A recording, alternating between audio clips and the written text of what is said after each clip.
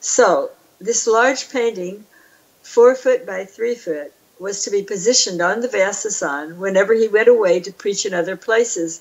It was to be treated as if Srila Prabhupada, the Acharya, were present there in the painting. Admittedly, this painting was much more difficult for me. Though I had excelled in life drawing from models and faces and figures were my specialty, painting Srila Prabhupada's expressions proved to be quite a challenging assignment. Nevertheless, within a month, the painting was successfully completed and hung above his Vyasasan. He seemed pleased with it. It was by then, around March of 1967, and Swamiji was planning his return to New York. Gorsinder and I had no reason to stay in San Francisco. We did not relate to the hippie scene in San Francisco at all. So he flew and we went by car. We put a sign up. An hour later, some hippies approached and said, "We're leaving in an hour." We grabbed our stuff and we were off to New York, crossing the nation in about 4 days and nights. When we arrived, Swamiji had been in New York for only 2 days. And when we came into the New York temple, a small group of devotees, he introduced us as his artists from San Francisco temple. We were immediately welcomed as part of the New York devotee family, sharing prasadam with such wonderful devotees as Brahmananda, Gargamuni, Rupanuga, Rayarama, Achyutananda, Satsarup, and most of all, Jadharani. We became a part of Swamiji's art studio. We were given workspace in Swamiji's art studio, which consisted of a tiny living room in his upstairs apartment. When I say tiny, let me see if I can think of something that would be comparable. It was, I don't know, it was just so small. It's unbelievable how tiny the apartment was. But somehow Jadharani painted there every day, and Gorsinder and I painted there every day, because he enjoyed coming in and seeing the artist's work. So there, just after Swamiji's morning class and breakfast prasadam, we spent our days, every day, all day. At night, after his evening class, we slept on the floor of the 26th 2nd Avenue Temple, initially, along with everybody else. We later stayed at Satsrup and Rai Rama's apartment until we found a tiny place of our own. But we often found ourselves in Swamiji's apartment late into the evening, clustered around him like a family, listening to his wonderful talks about Krishna. It was like a half moon shape. He was there in his tiny room. Oh my gosh, it must have been 14 by 16. It was small, very, very small. The size of most people's kitchens. And we were just like a transcendental family, and he was our beloved spiritual father. There was only an atmosphere of spiritual love. At this time, there was no money, no positions, no politics, nobody had any position to defend, and no conflict. It was a special time when Swamiji was the center of our world, and we all joyfully served him, just like brothers and sisters. Throughout the day, Swamiji would walk in and out of our tiny living room Kuma art studio. His small apartment had a tiny kitchen, a bathroom, and these 2 rooms with a little window between them. He always had arched windows for some reason. And Swamiji would work and sleep in one room, and the other room, this little living room, was his art studio. There, Jadharani sat painting in one corner, Gorsinder and I sat on the floor painting in another corner, and the atmosphere was delightful and intimate, as Swamiji would watch our work and often give encouragement and guidance. He seemed to just enjoy walking in and out of the art studio many times a day, looking at our work and giving directives. Our first assignment in New York was to paint a whole series of pictures to illustrate the story of Prahlad Maharaj. Swamiji wanted this series to be used as a children's slideshow. He was he had so many plans. If you only knew how he used to sit and turn the globe, looking at all the countries of the world and saying things like, Brahmananda, you will go to Russia. Gorsinder, you will go to Japan. Rai Rama, you will go to England. I mean, he had it charted out. early on, even though we had nothing. Anyway, he wanted us to use this to get the drawings and make them childlike for children. So the drawings were designed with children in mind. Since these paintings were for attracting young children, he wanted them to be simple and colorful. Indeed, this Prahlad series was later used in slideshow presentations in London and other places, and later also printed into a softbound children's pictures book called Prahlad.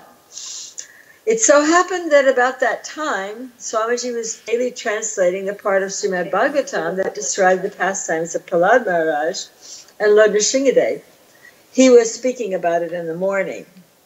Oh, speak slower. Okay, thank you, Kriya Shakti. She's my commander-in-chief.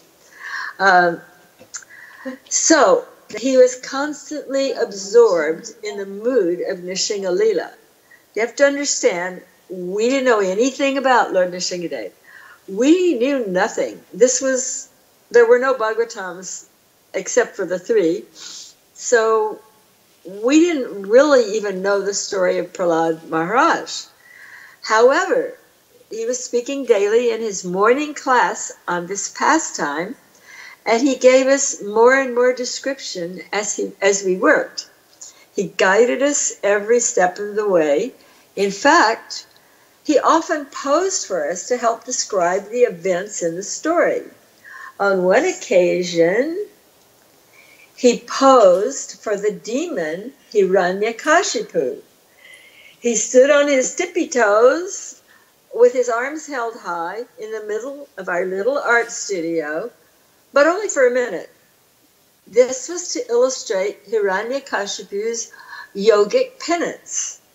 On another occasion, Jadharani and I, we really didn't understand how Krishna's dhoti looked. We had some Brijbasi prints, but we really needed to know how those pleats could fall like that. So he took a long piece of white cloth that looked just like a dhoti, and he posed as Krishna. And then he put into a 3-fold bending posture, tucking the pleats with his right leg above the pleats so that they flared out below, and stood for a few moments in a 3-fold special Krishna's posture so that we could sketch the way the folds fall in the type of Krishna's dhoti Krishna wears. So there were many such instances like this. And the most surprising thing, and delightful as I think back about it, is on numerous occasions, nearly every day, sometimes several times a day, Swamiji would come and pose for Lord Nrsingadev. He seemed to love to demonstrate Lord Nrsingadev's leap from the pillar. In fact, he seemed to delight in this. He would raise his hands like claws. His eyes would get so big that you'd show the top of above the brown part, and he would roar like a lion, showing us how Lord Nrsingadev should look while attacking Lord Hiranyakashipu. So he would perform this pastime daily, more than once. I don't know what we thought. we really didn't know what to think. We just enjoyed it. It was like we were in some kind of other dimension, working there in his room, living in that situation. I later realized that Srila Prabhupada was actually absorbed in Nrsinga Leela.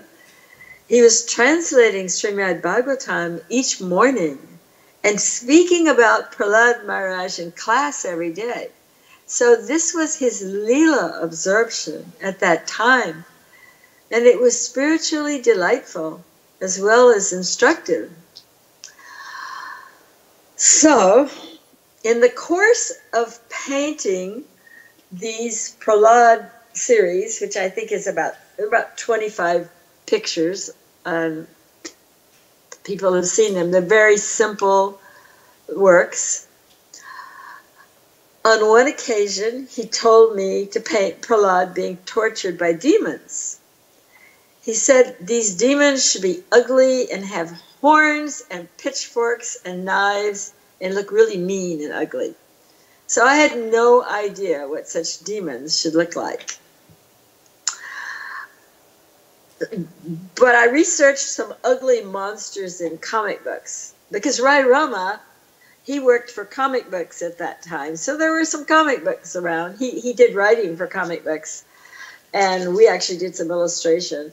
So I did a composite of ugly faces, long claws, horns, pitchforks,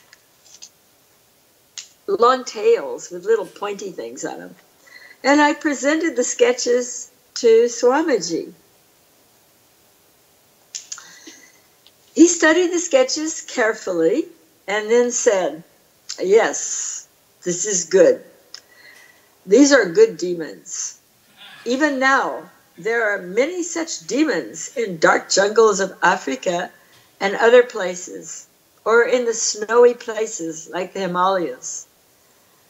Swamiji said this in such a matter-of-fact manner, and with such certainty, I was taken aback.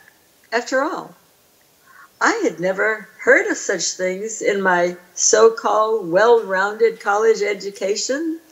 Horned demons with pitchfork.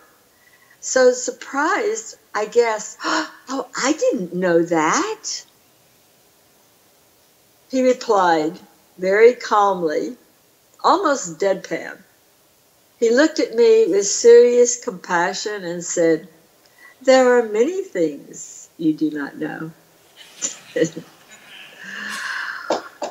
He said this with such wisdom and compassion that for a moment I realized I was standing at the threshold of real knowledge, and that all true knowledge would be coming from him. That most of what I had learned in my 21 years or 20 years isn't going to be much use, except for my art training and my studying art in Europe. That was valuable because prior to going to Europe, I was pretty much agnostic. I was raised in a very religious family. I was very fortunate to have a very religious mother and aunt. So I recognized that feeling of devotion. But because of being trained by Darwinism, going to an American school, by the time I was 16, I was questioning whether or not there's a God. And it was my time in Europe, spending days, months, in cathedrals, art galleries, Palace of the Doges, Vienna, Rome, Firenze, all of these places had the works of the old masters. And many of those works were infused with devotion. They had devotion for Christ, for their guru, so to speak. And so I was starting to question whether or not there was a God. I was like, oh, maybe these guys are right. Okay. So those early days in Swamiji's art studio were some of the best days of my life. I can look back and they still seem more real and alive than many of the other events that have been a part of my life later on. However, those wonderful days lasted from March to May, and then tragedy struck. Swamiji had a stroke, a near-fatal stroke. It had to be the worst day of our lives. Jadharani and I hung by the window that separated his bedroom workroom from the living room art studio, and tears streamed down our cheeks. As we watched Brahmananda and Satsvarup and some of the others sit Swamiji up and open his Bhagavatam at his request, trembling and breathless, he read from his Bhagavatam, even it were his perhaps time of death. He was determined to give every breath for glorification of Lord Krishna. And he was determined to teach us no matter what, in whatever short time he had. At that moment, I witnessed his incredible compassion and concern for us as his spiritual children. At that night, Swamiji instructed us to pray to Lord Nrsingadev. This was when the Lord Nrsingadev prayer was first introduced, for protection, and asked that he be allowed to remain with us in the world. He had so much more to teach us. Even when he went to the hospital, we continued to chant the Nrsingadev prayers, as well as over in San Francisco, praying for his recovery.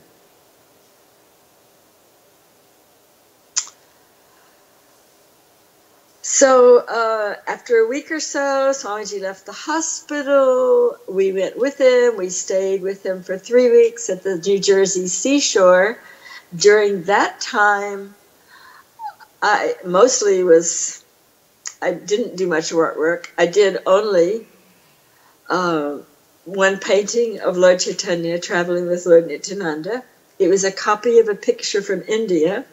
At first, Swamiji encouraged us to copy Brijvasi prints and other Indian works, while he gradually guided us into this new style of art. This was much like my art teachers in college had done.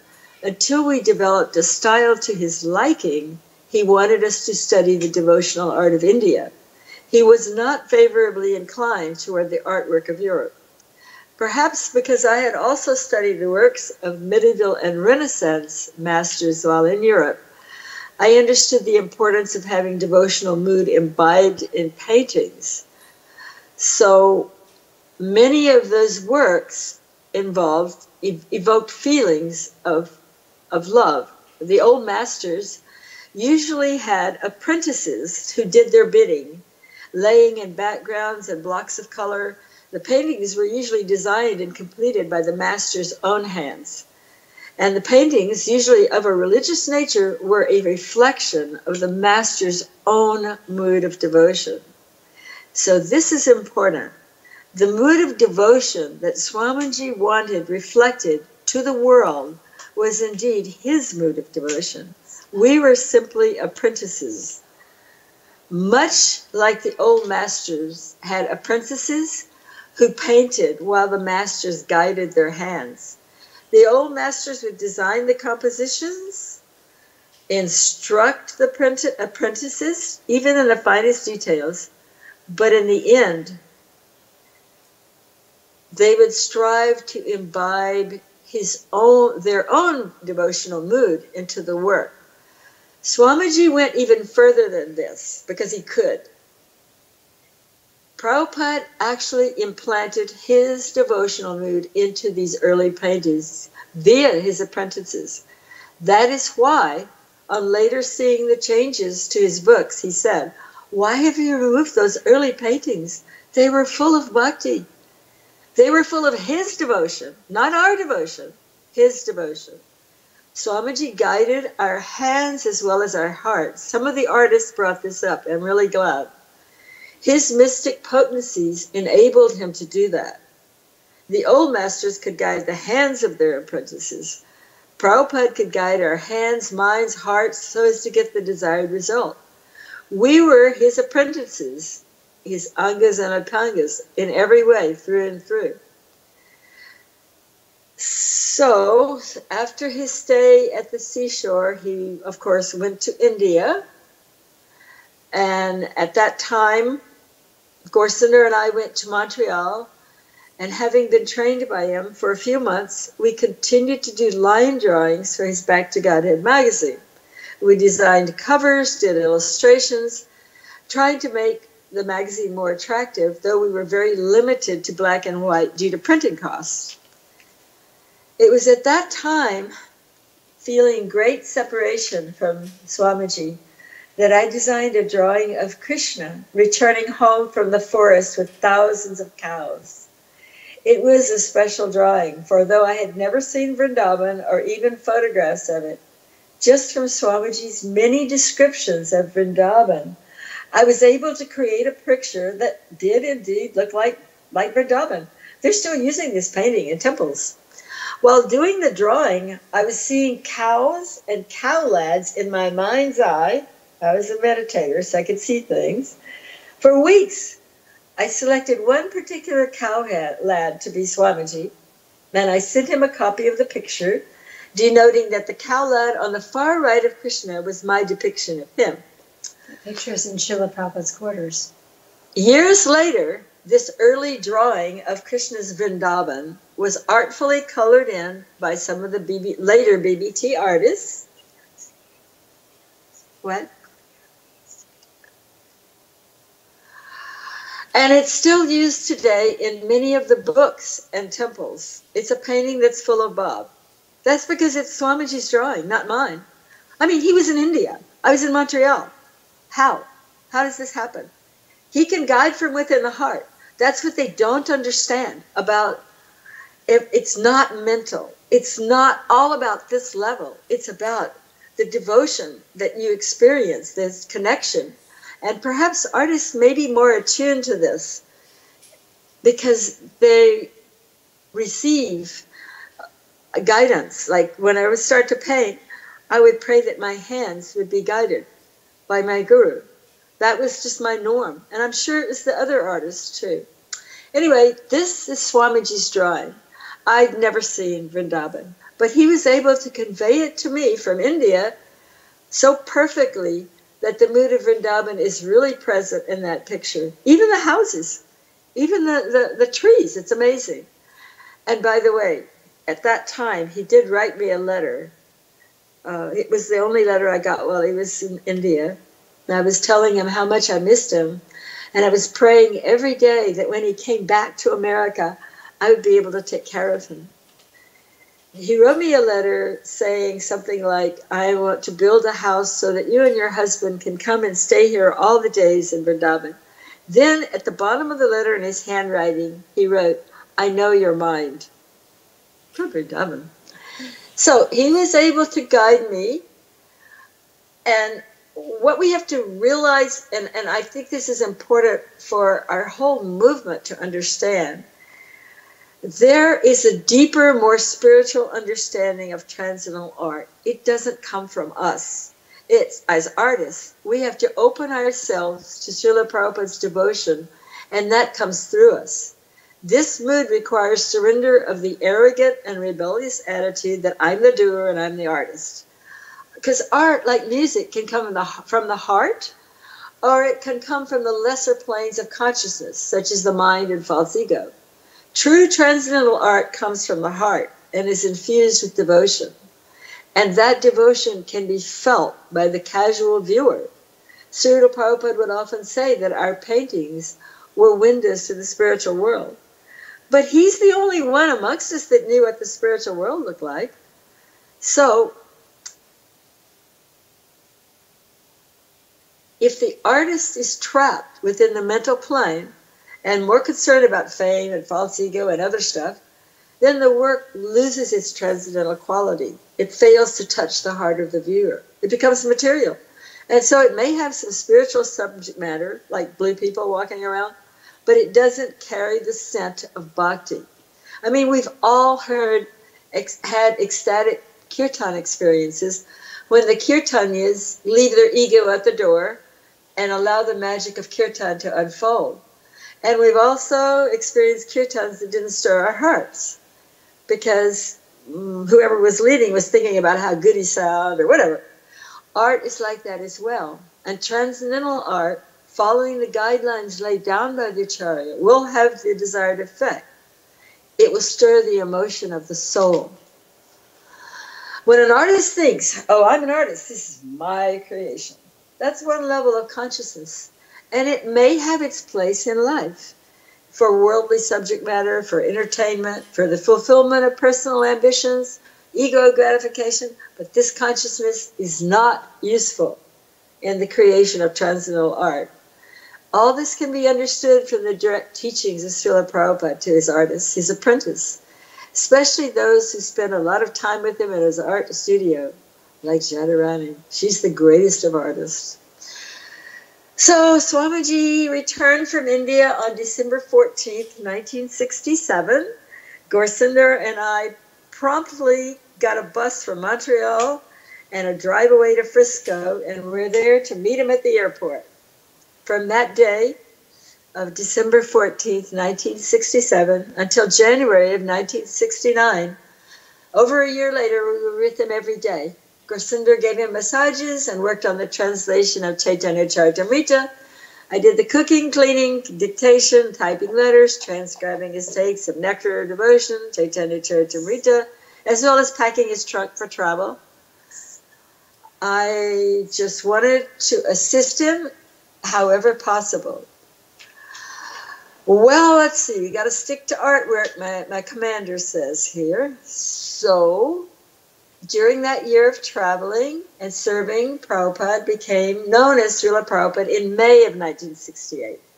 There was little time for artwork. I was busy. I did do the cover of his Bhagavad Gita, the one that became on the Lavender edition, and the several illustrations for teachings of Lord Chaitanya. And these drawings were directed by him specifically. He would come shuffling down the hall and stand behind me and look over my shoulder as I worked. First, he would describe how the picture should look and give an example, sometimes even a sketch, of the composition. I would take notes on his instructions, then I would make drawings and show them to him, and after that he would make corrections and advise me on improvements. And then at last he would give his final stamp of approval. Then while I was working, he would often come to see how the picture was developing and guide me. That was a common practice. In this manner, during that year of 1968, when Gorsinder and I lived with him and traveled with him, he guided me every step of the way to produce the line drawings for teachings of Lord Chaitanya. You have to understand, we didn't have the money for color printing at that time. We were doing good to print line drawings. So he described the compositions, decided which figures would be present, etc. The picture of the angry Kazi who comes to find Rupa Goswami staying at home to recite Bhagavatam. He said, you make the room very opulent, as they were receiving large salaries in the employ of the Muslim government. This is an example of one directed. The Kazi should appear very angry. He depended upon them to run his government, and they were paying hooky. They didn't come to work. This is another one. Another one I recall, both the brothers fell flat before Lord Chaitanya like a rod. Another example, Lord Chaitanya sat down at the door by the shoe-keeping place, showing his humility and simplicity before the congregation of Mayavadi sannyasis. There are many such directives, and I took careful notes on them. Most significantly, Swamiji's guidance was essential for the picture of Lord Chaitanya fainting in the temple of Lord Jagannath. No Westerner has been allowed in this temple. I had never been to India. So our only information was coming directly from Prabhupada. He described that the temple was dark inside, except for the ghee lamps on the altar. The priests were sitting atop a tall platform. Anyway, this was done. We had to consult him in every case. During that year of travel with Prabhupada, in 68, I did the line drawing for the cover of the first Macmillan Bhagavad Gita as it is. This original Bhagavad Gita cover was supposed to be a drawing of the universal form. I worked on it in large. It was about this large. And he guided. There was so much detail. I had to work large so that it could be reduced and have clean lines. This drawing was to depict the thousands of heads and arms and hands of the Lord, with the four-armed figure of Lord Vishnu in the center. My drawing was completed and approved by Srila Prabhupada. But unfortunately, when we submitted his manuscript and this drawing to Macmillan, they chose to edit my drawing down to the single Vishnu form. Well, how can I go so slow and finish this? They chose to remove thousands of heads and arms from my drawing as well as to remove thousands of pages from Srila Prabhupada's Gita. The result was the small lavender paperback Bhagavad Gita that was printed in late 68 or early 69. So in 1969, though Srila Prabhupada's manuscript for Bhagavad Gita, as it is, had already been completed and been given his final stamp of approval at that time, and even personally handed it over to Macmillan for printing, it was due to financial reasons that Macmillan chose to edit it severely, removing hundreds of pages of text. Finances were limited, so Srila Prabhupada accepted this severely chopped manuscript, saying, "A blind uncle is better than no uncle." He used to say that a lot. It means a Bengali proverb, something's better than nothing. So Srila Prabhupada often quoted this little proverb when he accepted something, but it was less than desirable. Since he wasn't satisfied with his severely edited Gita, he wanted his full manuscript printed, he was later able to do this. His opinion, Srila Prabhupada's argument that he gave was that this repetition, see, they didn't want to print a lot of repetition because it takes money. Srila Prabhupada's argument was that repetition is necessary for teaching his students and the world this philosophy of Krishna consciousness. He was not happy with the cutting edits, as he had completed his Gita as he wanted it printed in 1969 and did not want it changed. So as soon as he was financially able, there was some complicated machinery that he did, cleverly did, he was able to print his own complete and approved edition of Bhagavad Gita as it is in 1972, along with his foreword dated May of 71. For Srila Prabhupada, this was his crown jewel of success. This was like his crown jewel, his flagship book, his moment of victory that we witnessed when he was in Rath Yatra in England and Krishna consciousness had taken over England. This was one of his greatest aspirations, to have his Bhagavad Gita. And this was the beginning of mass book distribution. People were attracted to the mystical message of the Gita, and Srila Prabhupada's design of the colorful painting on the front cover, a painting of Lord Krishna carrying his mystic conch, Panchajanya, into battle and driving the chariot of Arjuna. This painting was designed by Srila Prabhupada and executed by his apprentices, Jadharani and Bhardwaj. So it was a great success, landmark success, preaching success. He proudly showed it to guests whenever he could. That was about art. Here's another one. On one occasion, when Srila Prabhupada and Gursinder and I arrived in Frisco, there was a new painting of Narad Muni hanging on the temple wall. I was impressed. It was one of Jadharani's latest works. She had sent it to Frisco. Jadharani's technique had improved immeasurably, and her proportions were much better. Her colors were more subtle, so the painting showed great technical improvement over her last work. Looking at it from a purely technical point of view, as an artist, it was indeed much better than her work in the past. So I mentioned it to Srila Prabhupada when I was taking dictation for his letters. I said, Jadharani has improved her oil painting technique so much, Srila Prabhupada. Prabhupada glowered and winced. He said, I do not very much like this new style painting. I was shocked. This painting was obviously adapted from some Renaissance work of the old masters. It looked a bit like a figure from a Renaissance painting with Narada Muni like this. It was quite beautiful. And it had been modified with an orangey saffron dhoti and a veena placed in Narad's hand. Technically, it was good. Why? I exclaimed to Prabhupada. What is it you don't like? What is it you find so distasteful? Because I was really concerned. Srila Prabhupada said, Narada Muni is an eternal brahmachari. She has made him look like a meat eater and a woman hoder. Cheeks gone down, galtobra. I was stunned. I hope that's how I interpreted the Sanskrit word, galtobra.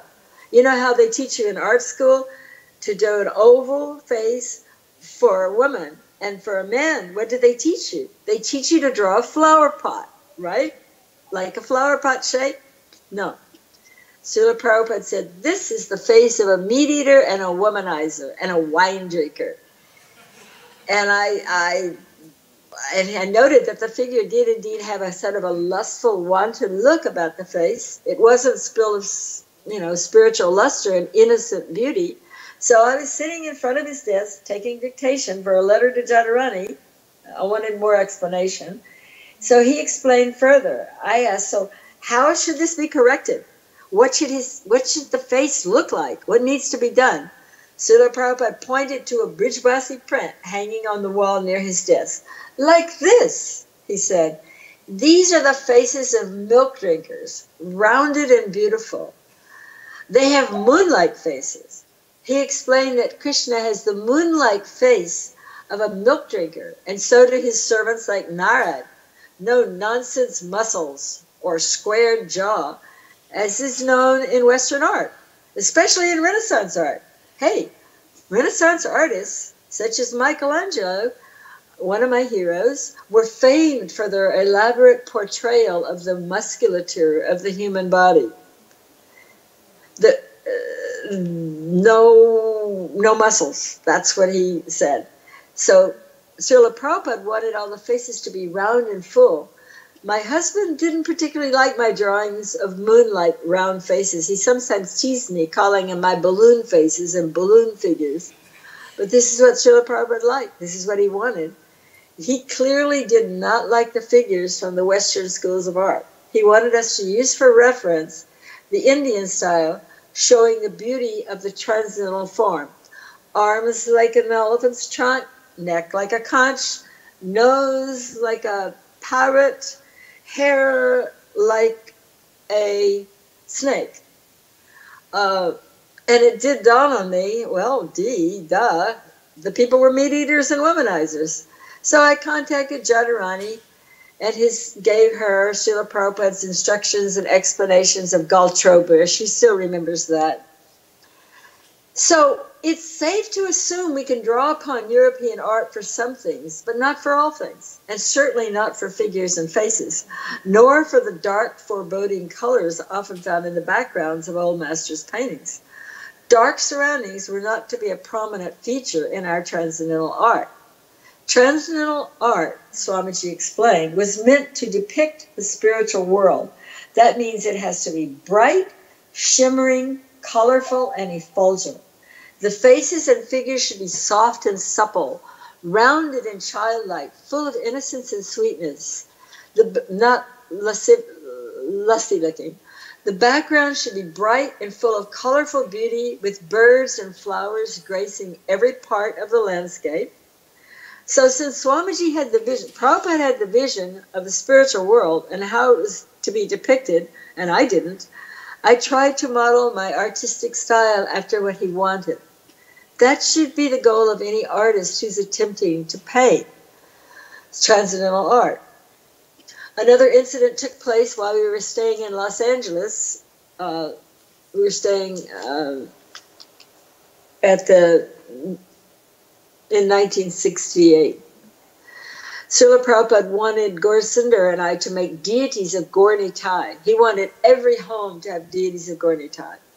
So we had to do a perfect drawing first that had to be approved by Srila Prabhupada. So my husband Gaurasundar was much more expert with male figures. This drawing was done by him. Okay. Gaurasundar had studied male body structure. He had been a weightlifter. He knew exact muscles that would show in upraised arms. So he carefully drew the upraised arms of Lord Chaitanya and Lord Nityananda, giving some, actually it was rather gentle hint of muscles, both in the upraised arms and the upper chest. They weren't very pronounced at all. They were actually quite subtle, rather hinted at. Srila Prabhupada immediately nixed it. No muscles showing. This is not transcendental form. This is human body. Human bodies have muscular arms, not transcendental bodies. They are smooth and beautiful. So much for the muscle structure. Srila Prabhupada explained that the transcendental form is always smooth and graceful, arms like the trunk of the elephant. Muscles and veins should never be shown in pictures of Krishna or any transcendental beings. This fleshy muscle and vein form is the body of human beings, he said, not transcendental beings. So Srila Prabhupada taught that we could not simply take a photo of a human being and paint it blue for Krishna with a little head, or golden for Lord Shiva. And I've seen this being done, and it's looks like blue people. Rather, he explained, the transcendental form has long sloping arms, like the elephant's trunk. Lord Chaitanya had really long arms, delicate hands, graceful feet, large head, high forehead, arching brows, Ramsbo, waving hair like a snake, lotus eyes, curved, sweet smiling lips. All of that's described. I think it's in the Shilpa Shastri. I don't know, because what did I know? I just know what he said, and that was good enough. The transcendental form does not look at all like the mundane beauty of human beings. So there's examples of this in Indian art. South Indian sculptures show the graceful beauty of transcendental form. Bhardraj is very expert at this.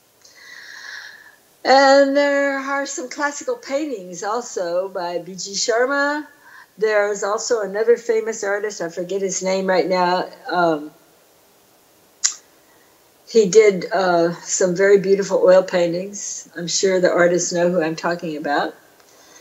And, the various examples are given. Hair like a snake, wavy dark hair, moonlight face, rounded sweet face, lotus-like eyes, elongated and lovely like lotus petals, nose like a parrot, the graceful aquiline nose that slopes just slightly down, not like the turned-up human nose, eyebrows like bows, Ram's bow, smooth like a bow, an arrow, lips like the bimba fruit, plump and reddish and sweet, arms like the trunk of an elephant, long, slender, and smooth, and a neck like a conch, rounded and smooth, chest like a conch, rounded and curved toward the waist, thighs like an elephant, strong, smooth thighs. Some of these descriptions are there for transcendental artisans in painting and sculpture. So, during the time we were with Prabhupada from January 67 to 69, there were numerous other sketches and illustrations. One that comes to mind is the design for the certificate of his planned Bhakti Shastra program. This was planned even before his first Macmillan Gita was printed. Prabhupada designed it with small pictures in each corner of himself, Lord Krishna, Lord Jagannath. It was used early on. Rupanuga has told me he actually has one of these certificates still. But it was not widely distributed. I think I still have the original design he gave me. The calligraphy had to be done by hand. It was done by Yamuna. But he planned to give this certificate to all his disciples, all of those who completed his Bhakti Shastra program. So that's another thing. Another small project that he gave us while we were with him was the Child of Kali Yuga. In this cartoon, he described that there's a mother and a father and a child sitting at the table, the dinner table. The mother is trying to feed the child milk, but the child is reaching for his father's cigarettes and liquor. That was supposed to be a small cartoon printed in Back to Godhead, illustrating the degradation of Kali Yuga, but I don't think it was ever used. And then there was another more elaborate cartoon that we did do, and it was used by us anyway, called The Story of Dr. Frog. This is the famous story of Dr. Frog who couldn't see beyond the walls of his little well. It was to illustrate the materialist's narrow-minded perspective that prevents them from perceiving the spiritual realm. I think this was printed in Back to Godhead. I'm not sure. Well, Prabhupada wanted it printed, but I don't know if it ever was. However, we did print it in our newsletter called New Navadvip News that we distributed in Hawaii. I still have the printed copy as well as the original art for that he gave us for this. So there were numerous small projects, designing altars, Roth carts, and so forth, too numerous to mention. One very noteworthy project, however, was the illustration of Lord Vishnu on Garuda, and we still have this. It's on my website. This, I don't think it was ever printed. This was one of my favorites since I'm so fond of Garuda. Srila Prabhupada described that we should show in the painting that when Garuda flaps his wings, the sound vibration of the Hare Krishna Maha Mantra is coming out with each flapping of his wings. So this picture was done while we were done with Srila Prabhupada, and Gorsinder and I worked on it jointly. We always worked on the same paintings.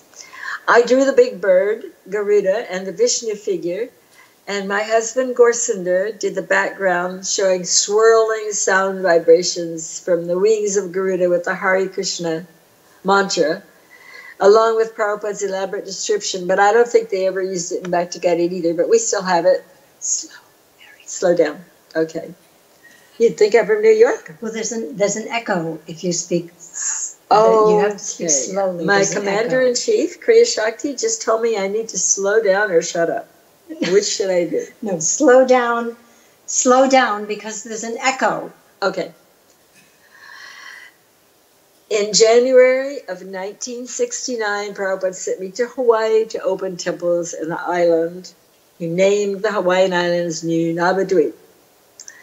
In February and March of 69, he came to Hawaii and spent about a month with us at a seaside house in Ka'ava on the eastern shore of Oahu. During that time, he enjoyed walking daily to a nearby beach park, as well as eating fresh sugar cane from the fields. There were more discussions during that initial visit, not only on transcendental art, but on Bhagavad Gita as well. Okay, I'm sure. I guess I won't be able to, let's see. Okay.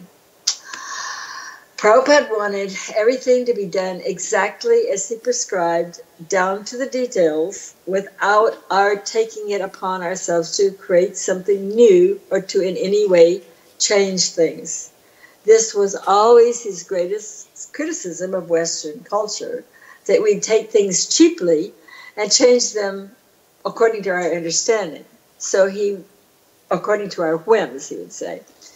He even once said about us Western disciples, next they will be asking me if they can kill cows to make mridangas.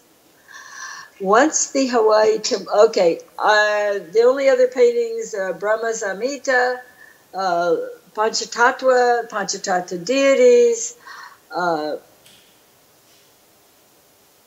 He asked me to do the deity in Fiji cut. Stop? Questions. Well, you know what? Okay. Okay, so most of it is, I want to do at least say this, at least this one thing. Kusha and I made the Panchatattva deities. She is largely responsible. Oh, you just cut me off. Okay. And at the time that Prabhupada installed Panchatattva, there was a painting that had been the deity picture on our Honolulu temple for altar for months. Okay. So Prabhupada sat in front of it each day chanting his rounds in his rocking chair, walking back and forth. Is it over? Mm-hmm. We're doing questions now. Well, I have to just say this one last thing. At the end of the month, Prabhupada asked me for this painting. He said, Govindasi, what plans have you got for this painting of Gaur Nitai? Now you have your Panchatattva deities installed. I said, I have no plans. Would you like to have it? Yes, he said. I will take it with me to my rooms in Los Angeles. So this painting of Gaur Nitai hangs next to his bed. He loved it very much, as it was rendered in exactly the style that he liked. and imbibed with his mood of devotion. This is the esoteric meaning of transcendental art. Hare Krishna. So I sent her some pictures of the artists here listening to her presentation. I can't help you there. And I have Kriya Questions, Shakti 10 Devidasi minutes. on the other line. Can they get the questions together and then? No. So Okay. we're going to have a chance now for some questions, and I'll relate the questions to Kriya, and she'll tell Govinda Dasi the question, and then Govinda Dasi will answer. So are there any questions? You okay, Trina? Or now comments? I need to put this on. Questions or comments? Maybe she should go longer. Did I talk too long? I guess I did. You know, old ladies, they like to talk. Amarendra has a question. Okay. Amarendra has a question. Okay. There were apparently a lot of pictures and paintings in India of Krishna and his pastimes. And the artists, compared to our artists or devotees at the time, were much more advanced. So why did Prabhupada want the devotees to do it, as opposed to using these other things that already existed? All right. There's so many pictures that are already done of Krishna in India.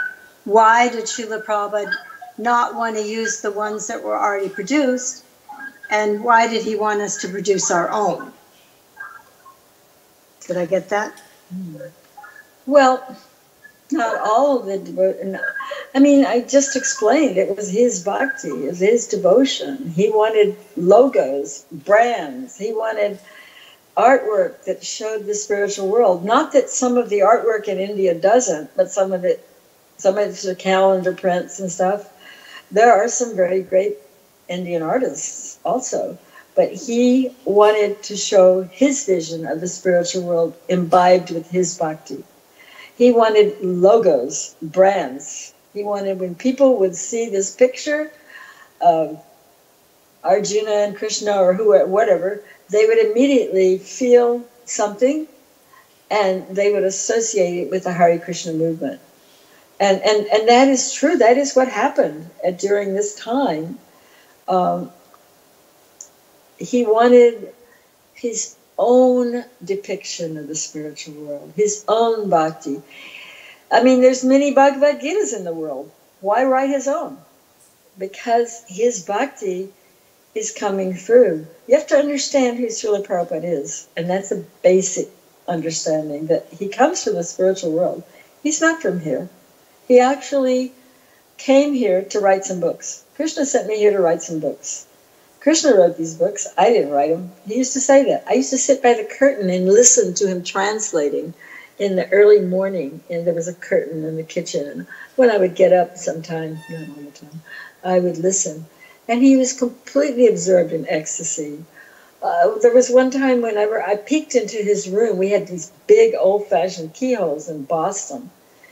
And he would sit in his room, the door was closed, and he was singing Srimad Bhagavatam. And it was like, I peeked in and I felt like, gosh, I feel like Mother Yasoda or something. What's going on in there? Because it's like, there was a whole other dimension that I couldn't see. I'm just, a jiva. What can I see? But Prabhupada had guests and visitors and everything. You know, he was living in a different dimension. He wasn't.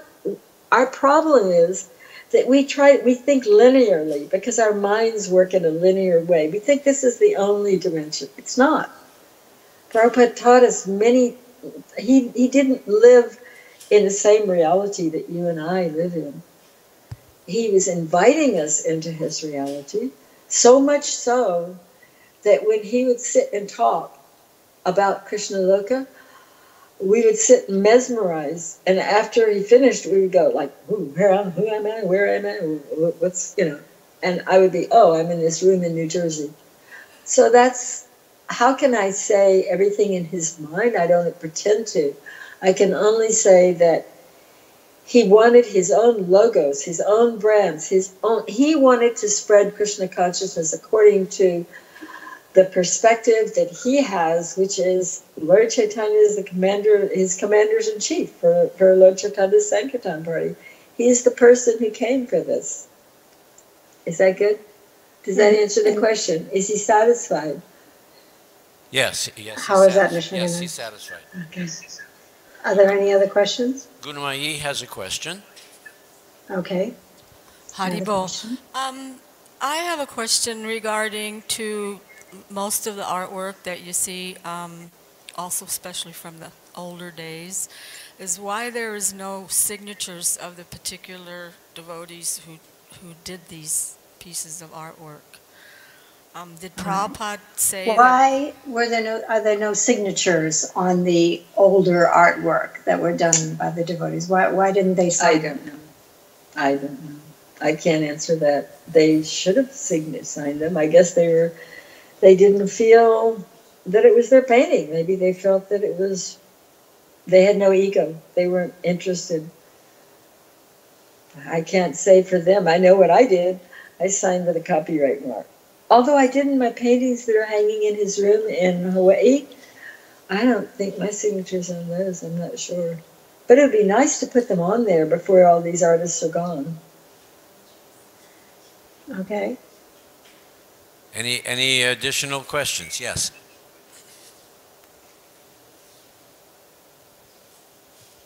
Hare Krishna, I just wanted to make a comment. There's a painting of Prabhupada by the TV that we're looking at, and it looks like he's looking at Krishna through his mind's eye, and it's just the total of what you had just said about Prabhupada wanting his paintings to be made by what you see and what he saw. I can't hear her. And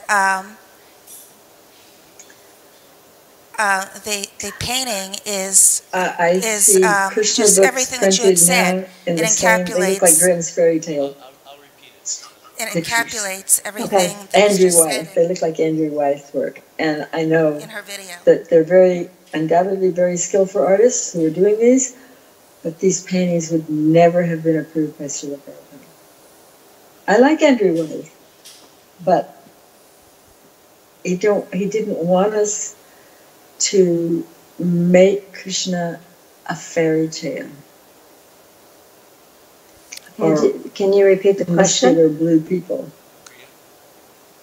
Yes. Yes. I just sent you a picture.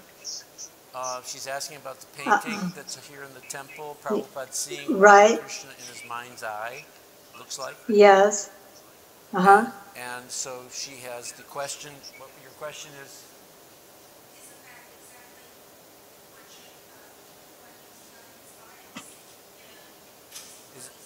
Is this how he is telling his artists that he sees Krishna through his vision, his mental, or his, not mental, but his spiritual vision?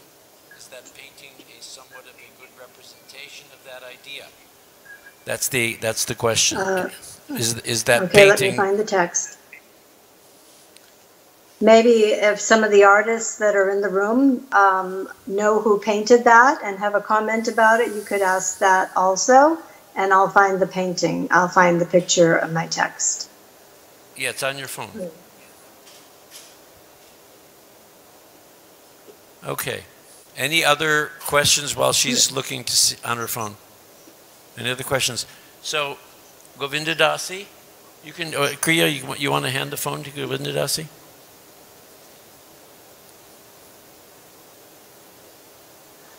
Kriya, you there? Hare Krishna. Well, hello? Yeah, just hand the phone to Govinda Dasi. Okay.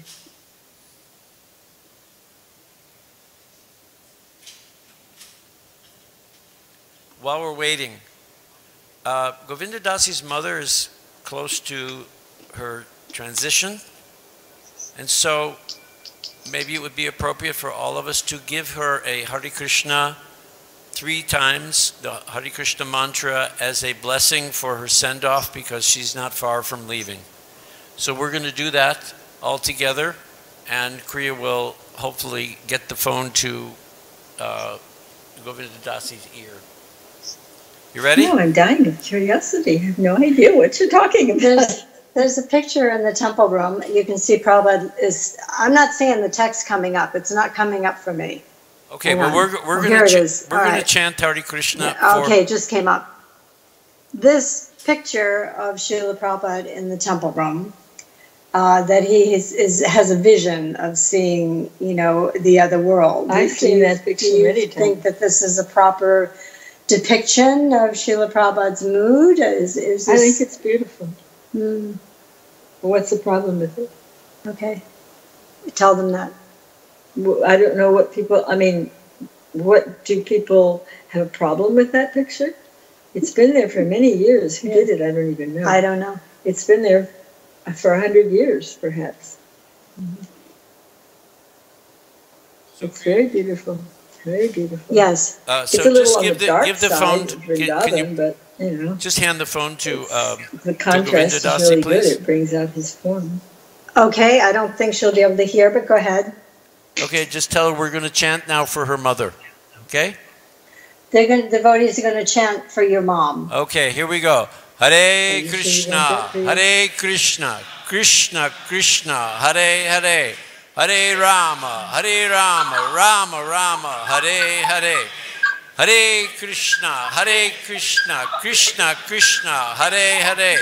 Hare Rama, Rama Rama, Hare Hare. Hare Krishna, Krishna Krishna, Hare Hare. Hare Rama, Rama Rama, Hare Hare. So may your mother receive all the blessings of the Vaishnavas. Thank you. And we thank Govinda Dasi for joining us this morning. I ask all of the artists to come please take their seats in front, and we'll continue. Thank you, Govinda Dasi. Thank you, Shakti. Haribol, there's all the devotees that are here. And Hare Krishna. Thank you so much. I'm really fortunate to be able to. I wish we could have been there. Kriya and I both had a ticket. We wanted to come, but duty is more important. Okay, Hare Krishna.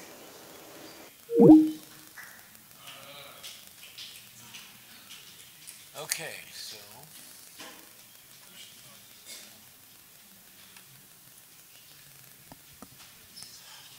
Okay, got through that. Wow. I want to welcome everyone. We didn't get a chance to welcome everyone. If the artists would please come up to. Any artists out there? Any artists? We need to free up those seats. If the artists could take these, as more people want to sit down. Thank you. That got you over here. Hare Krishna. Thank you. So we're going to have a discussion about a few things. But one thing I want to bring up, and it's kind of a burning issue, although it's been smoldering for the last 40 years. And that is where we talked a little bit yesterday about where are the paintings? Where are they? Where are they stored? How are they being taken care of? How many were sold? Where are they? Are they hanging in various places, in various grihas, in various temples, in various offices? We know that there are some hanging on the walls here. We know if you go into the BBT office of us is graced by, I don't know how many, maybe 10 paintings, original paintings are just sitting on the walls in his office. Very lucky man. And we also know that at least 3 years ago, the paintings were, at least 50 of them were stored in climate controlled conditions in the warehouse down in Compton. So I think what I'd like to start the discussion with this morning is maybe spend 10 minutes, 15 minutes just discussing preservation, the preservation of the art. Where is it? Who's got control of it? How is it going to be preserved for the future, if it is going to be preserved for the future as original artwork? And another ancillary question to that is, to whom does it belong? And I don't know the answers to any of the questions, but I know it's something that is germane to our discussion about Prabhupada's artists. So we're going to, maybe Rameshwar Prabhu can begin that discussion because he had such close proximity to Prabhupada's desire when it came to managing the art department. And again, I want to offer my gratitude to Govinda Dasi for taking time out from taking care of her ailing mother. And I know the sound wasn't perfect, but it was about 80% comprehensible to most of us, and I thank you for your patience in listening to that. It was just very lucky that we were able to get it together. Thank you. Hare Krishna.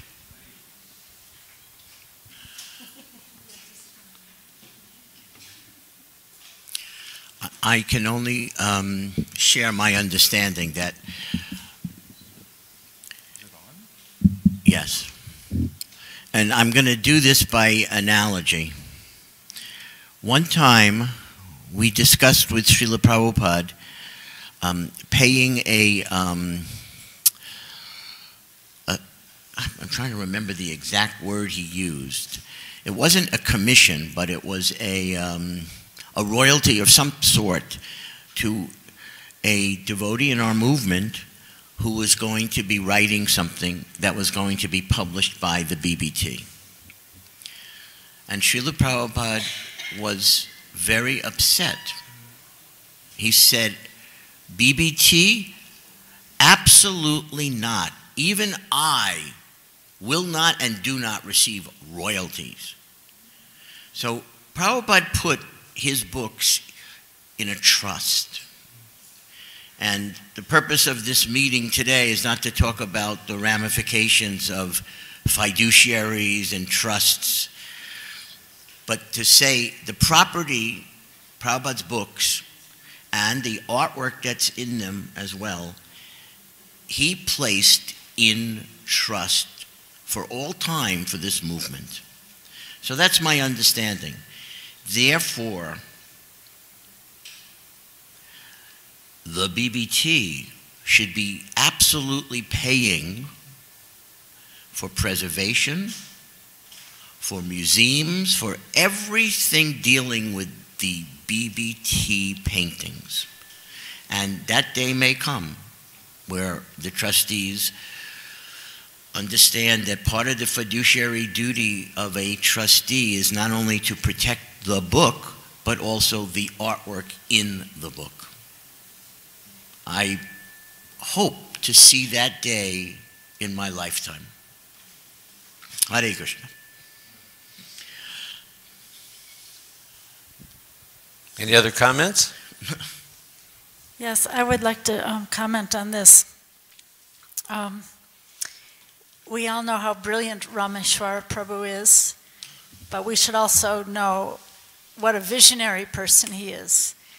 And I think there are also other visionary devotees, great visionary devotees in this room. Some of them may be very young. Maybe we don't even realize who those visionaries are and what they'll do in the future. But one of the great visionary things that Rameshwar Prabhu did at one time, I don't know if many people know about it, but he arranged for, thank you, he arranged for an exhibition of the BBT paintings to be held at the Indian consulate in New York City. And it was a hugely gala event that was organized so beautifully. And unfortunately, many of the artists, I know Dhriti was telling me she wasn't there. I think Dhriti and Ramdas weren't there. But it was the most gala, impressive, gorgeous event that was held in New York City. And I feel like, you know, the artists are concerned about, you know, are the paintings being, you know, are they decaying? Are they being destroyed? Are they being stored well? It seems to me that the finest of those BBT paintings, the real jewels of those paintings should be traveling. Like someone mentioned the Mosa Mosa exhibitions that Mahaprabhu is doing now in Belgium and Villa Vrindavan in Italy. And his vision is that the art that he's collecting will travel as art exhibitions do and spend a few months in temples in different places in the world. So why not the BBT paintings? I feel like there's some very brilliant people in this room, and this could easily be done. You know, perhaps at the Indian Consulate here in Los Angeles or San Francisco or London or, yeah, I think it's a really, really important point. They shouldn't just be, you know, fire in a box. They shouldn't be just kept in an archives. They should be exhibited, because what we're hearing here in this very important weekend is that Prabhupada really, by his own vision and his own devotion, created a genre of art that was unknown to the world before this. I mean, to hear Govinda Dasi speak about how these artists were really Prabhupada's apprentices, this is so profound. You know, this was Prabhupada's vision, just like his emotional ecstasies went into his purports, but also went into these paintings through the agency of his dedicated disciples. So, I mean, I've just been thinking about this really all night, that how important this is, that there be exhibitions all over the world. Like I know recently, Garuda Prabhu had some B.G. Sharma paintings, and he spoke at, there's a very prestigious art museum in Dallas, Texas called the Crow Museum. And he had a series of lectures, and he spoke about transcendental beauty, and he showed these B.G. Sharma paintings. Why not the BBT paintings? I know my own brother did a thesis at Stanford University on the BBT paintings. This is a genre that has to be, you know, really showcased all over the world in any prestigious place. And I feel like this Fate Museum, it was beautiful for me to, is Swavas Prabhu here? It was beautiful for me to hear Swavas Prabhu say yesterday that this Fate Museum is finally making money here. I mean, for so long it didn't work, and you know, there were so many technical glitches. I remember once Swami Satchidananda, you mentioned Jadharani selling that painting to Swami Satchidananda. So once Swami Satchidananda came here to Los Angeles, and he wanted to see the Fate Museum.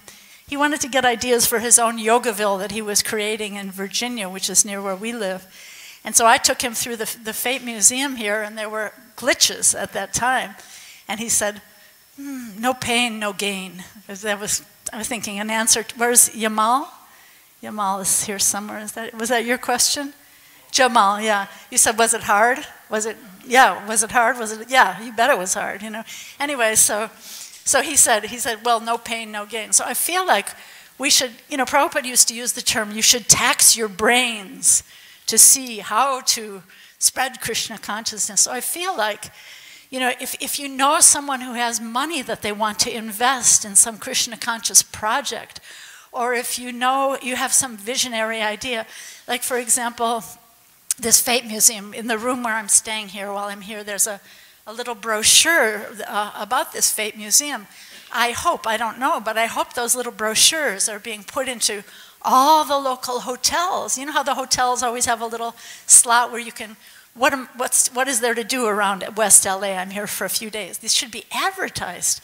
All the hotels, where's Mimi? Mimi has a yoga studio in Venice. All the yoga studios should have these brochures. Come for a mere $10. You can see this Bhagavad Gita, you know, exposition. So I think it's really important, and I feel like, okay, people come to LA, they visit the La Brea tar pits. Why not some windows to the spiritual world on Wilshire Boulevard? You know, find someone who's got money and wants to invest. This should be featured and all over the world. And one thing in that connection I wanted to say, when we were in Vrindavan, Prabhupada really, we were in Vrindavan learning this putul, this doll making. Prabhupada had been in London, and he saw how many people were waiting in line in London at Madame Tussauds wax museum. He was very impressed by this. All these people standing in line to see these wax figures of Napoleon or whoever, right? And he really, really wanted us to go to London. Of course, Bhardraj Prabhu grew up in Montreal. He knew what a cold winter was like. And Mukunda Maharaj was in London and he was wanting us to come there, not offering any money. Jayatirtha was here in LA offering money, offering support. So Bhardraj Prabhu really wanted to come to LA. So when we left Vrindavan, this is Swavas Prabhu this morning was talking about Prabhupada, how he could so pointedly give an instruction. I was calling it this morning these marma points, like the last verse of the Sikh Shastra compare, that Krishna and Radharani are in Lord Chaitanya's voices saying, you know just where to push that point that will kill me, right? So Prabhupada could do that in his instructions. So Prabhupada really wanted us to go to London.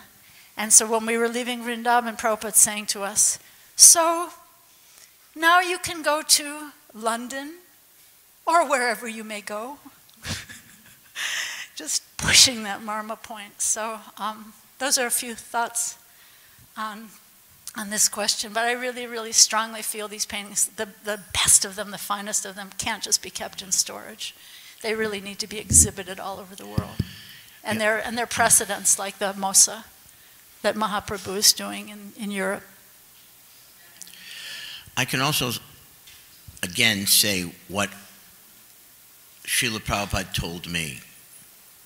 I was a trustee of the BBT that was not only responsible for the art department, but also for funding Bhaktivedanta Institute, for funding the artists who created the exhibits at Fate and many other projects. Prabhupada, as the BBT grew, used the BBT almost like a bank in loaning and granting funds. And I know exactly what his vision was for this because on two different occasions. One, I got an unusual letter where some devotees were having a conversation with Srila Prabhupada about the expense of maintaining the artists. And somehow or other, they had coined a phrase which ended up in a letter that I got from Prabhupada, calling the art department the luxury department.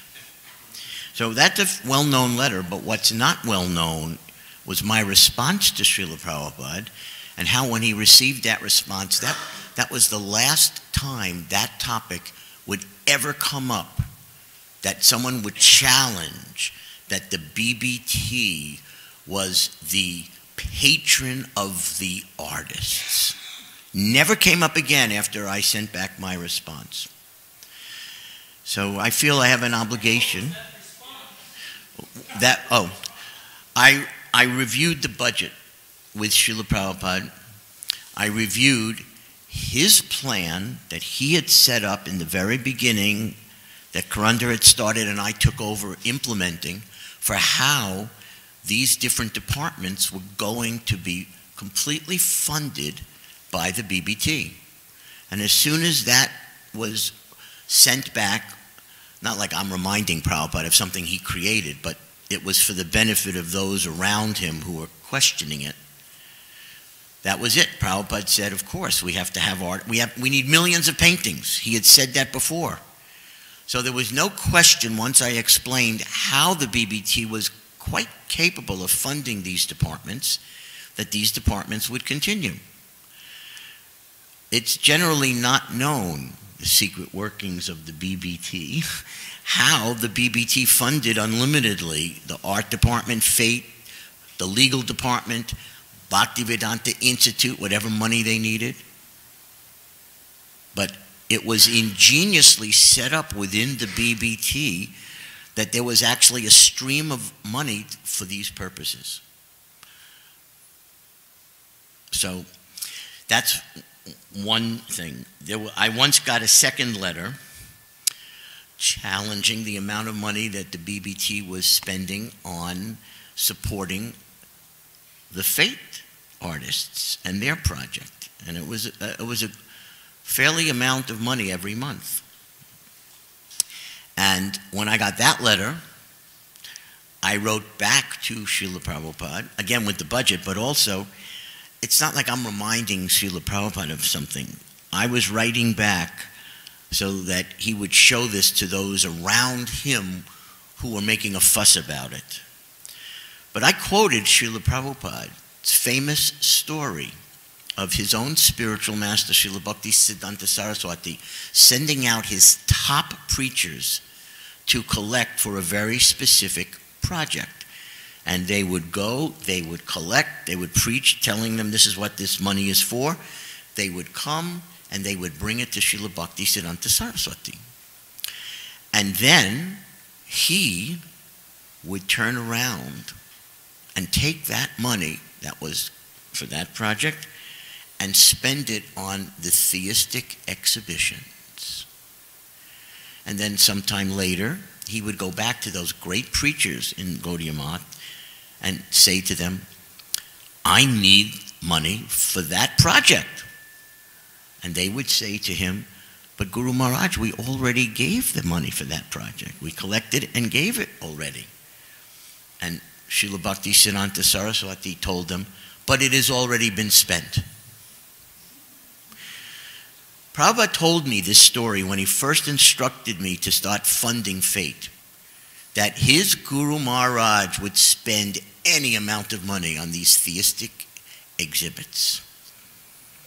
So when I wrote back Prabhupada's story, that silenced all the critics who were questioning why, like, what does book distribution money have to do with Fate? So I just want everyone to know that when I traveled with Srila Prabhupada, the exact day was January 17th, 1977, when he coined this phrase in describing how this movement is going to conquer the world. He coined this phrase, cultural conquest. It's in my diary on that date. Prabhupada's vision was that book distribution is the family business. It's the main business of the BBT. Half the money goes into the printing fund, half the money goes into the temple fund.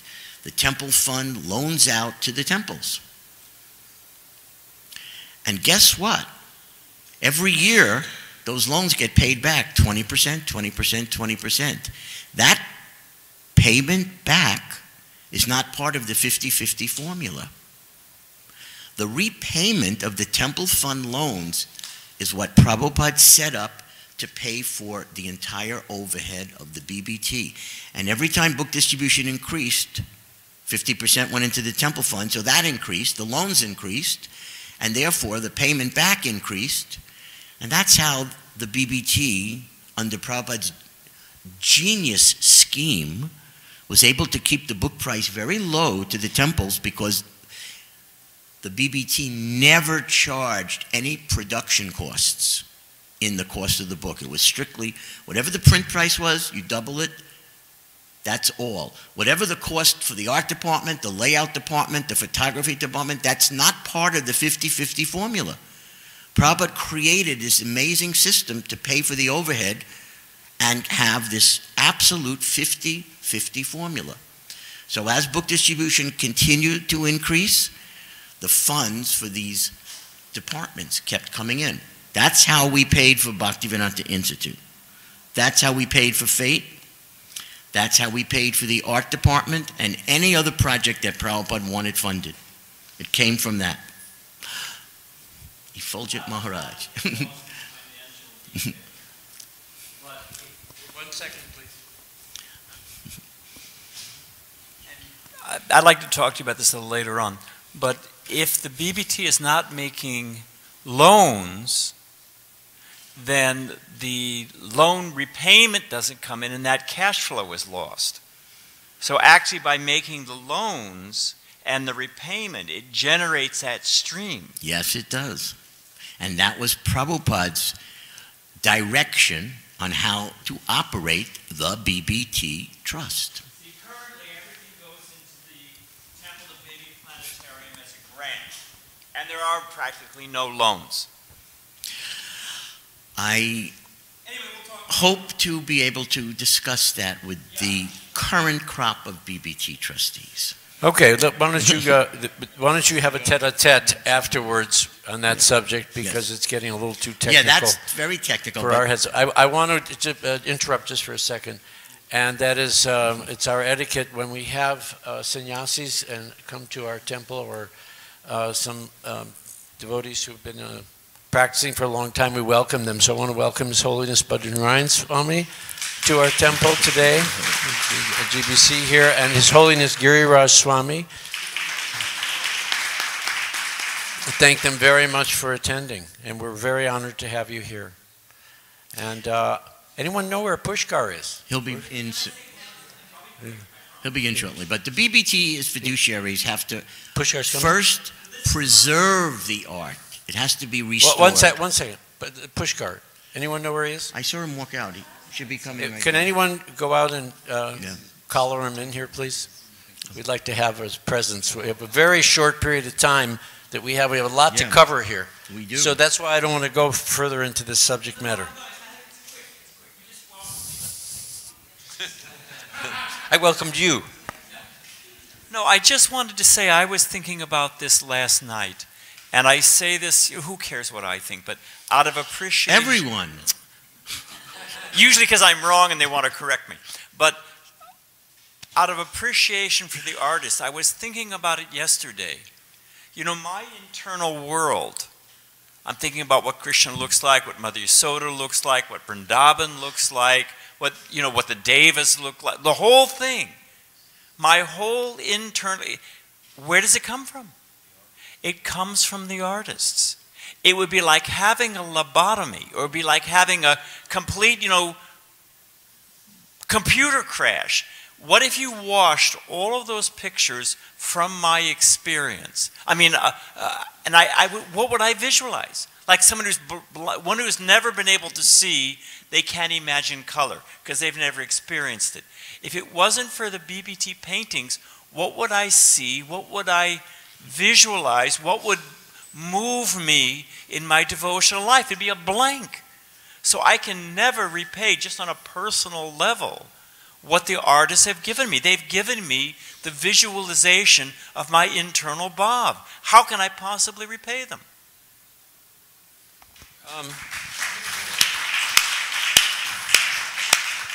I can answer that, actually. You can organize with Rameshwar Prabhu how to get these paintings preserved and exhibited and seen by millions of people. That's what we can do. That's what we expect our leaders to do, isn't it? And that's what we actually demand our leaders to do. For example, I have a note from someone, anonymous note from someone that says, can we have a public display in Compton of the paintings that are stored there once a month with volunteers assisting? It's an idea. It's a good idea, interesting idea, preaching idea. So,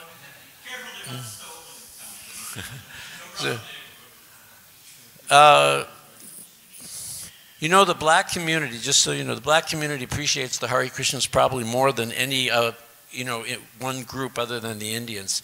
We have our best response when we do the Martin Luther King parade. There are more people dancing with us in that parade than any other. Yeah. So I've always wondered, why is it Krishna's darkish blue? He's blackish blue. He's black. Well, why aren't the African Americans joining in droves? I just don't. I haven't figured it out yet. So Rukmini, you had a quick comment. Is it all right if I say something else? I don't want to.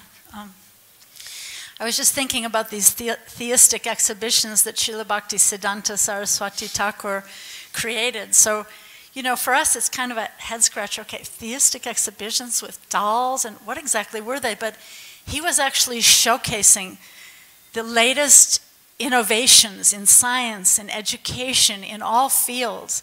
He was completely innovative in what he was doing, visionary and innovative.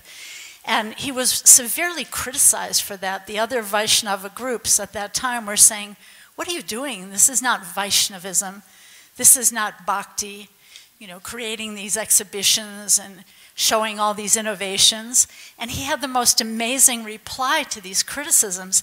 He said that the Ganges changes its course over the centuries. And if you're still bathing in the place where the Ganges used to flow, what does that say about you? This was his response. And I just wanted to say one other little short thing. I believe it was when Prabhupada was here, and please correct me if I'm wrong, but my memory. So Prabhupada was here, and he was talking about these theistic exhibitions that he wanted Bhardaraj Prabhu to create. And Rameshwar Prabhu was saying, and how will this be funded?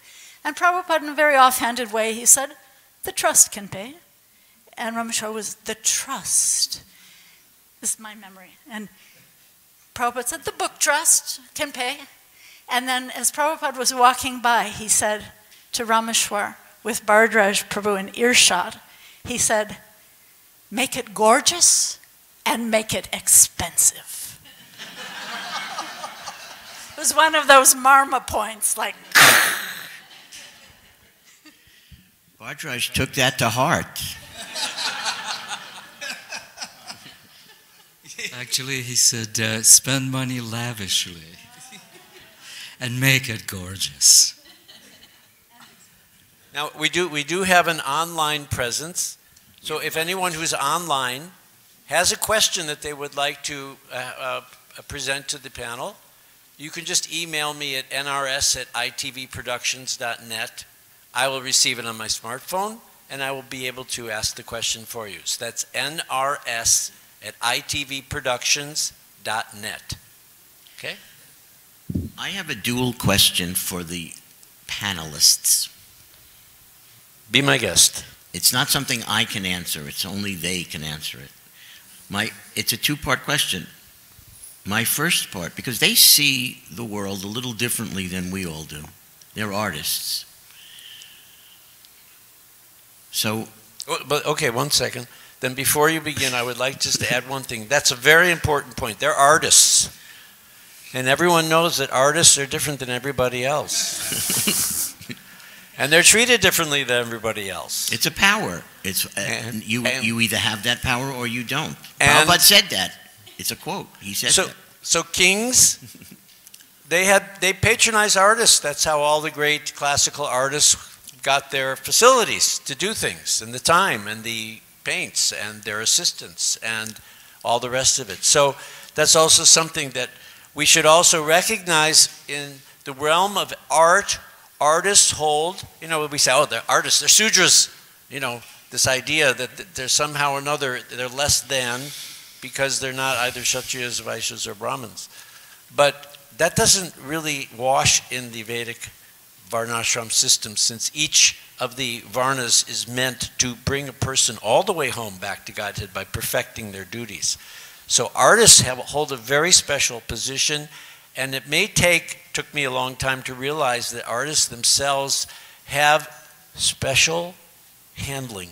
So I just wanted to preface what you were to say. Yeah, with no, that I'm not idea. talking about the handling part. They had to tolerate that. But Prabhupada once described elaborately a process that an artist goes through in painting flowers. And he went through all the steps. I have no idea how he knew exactly all these different steps. He went through all of these steps and described, look what's involved in creating the appearance of flowers. He said, and then he said, I could not do that.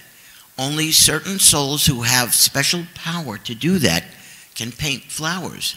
And then he said, now just think of Krishna, creating flowers all over the universes and manifesting them all over the spiritual world. Who is the supreme artist? So my first part of this question to the artists is to ask them how they see their favorite transcendental art. Because they may look at it and appreciate things in those paintings that we haven't even thought of yet. And I'm sure everyone has their favorites. Maybe a top 5, but if you just describe one painting or one type of art that our movement has produced that you love, and tell us what about it. What is it about that you love so much? About that art that it stays with you? I would love to hear the artists describe their vision of art. And as the second part of that, I would really love to know when they're meditating on the inconceivable. Oh, I have to paint infinite beauty, Radharani. I have to paint the gopis who emotionally become beyond disturbed when their eyelids blink. We don't even notice our eyes blinking. What is it that you're sitting at your easel for hours and hours and hours? What are you praying, or thinking, or meditating on to make that try to happen? Well, let's start with dear Lalita Devidasi, and she can tell you the answer. Why do I have to start? Oh God. Yeah, I know. Anybody else wants to start? You passing up your chance? We're just going to pass it right down. Okay. Everyone's going to speak. I'd like to say one thing. Please. Yes. Right here. As an introduction to the topic. When we were working together, our humble little huddled trio in the freezing little bay window of the temple, where was it? Boston? The Boston Temple. Anyways, not the Glenville Avenue, but the Beacon Street. The Beacon Street Temple. Thank you for that. Does everyone know that Maharaj is responsible, greatly responsible for that temple being purchased and becoming the first centralization of Prabhupada's ISKCON press? Giriraj Maharaj is greatly responsible for that having happened.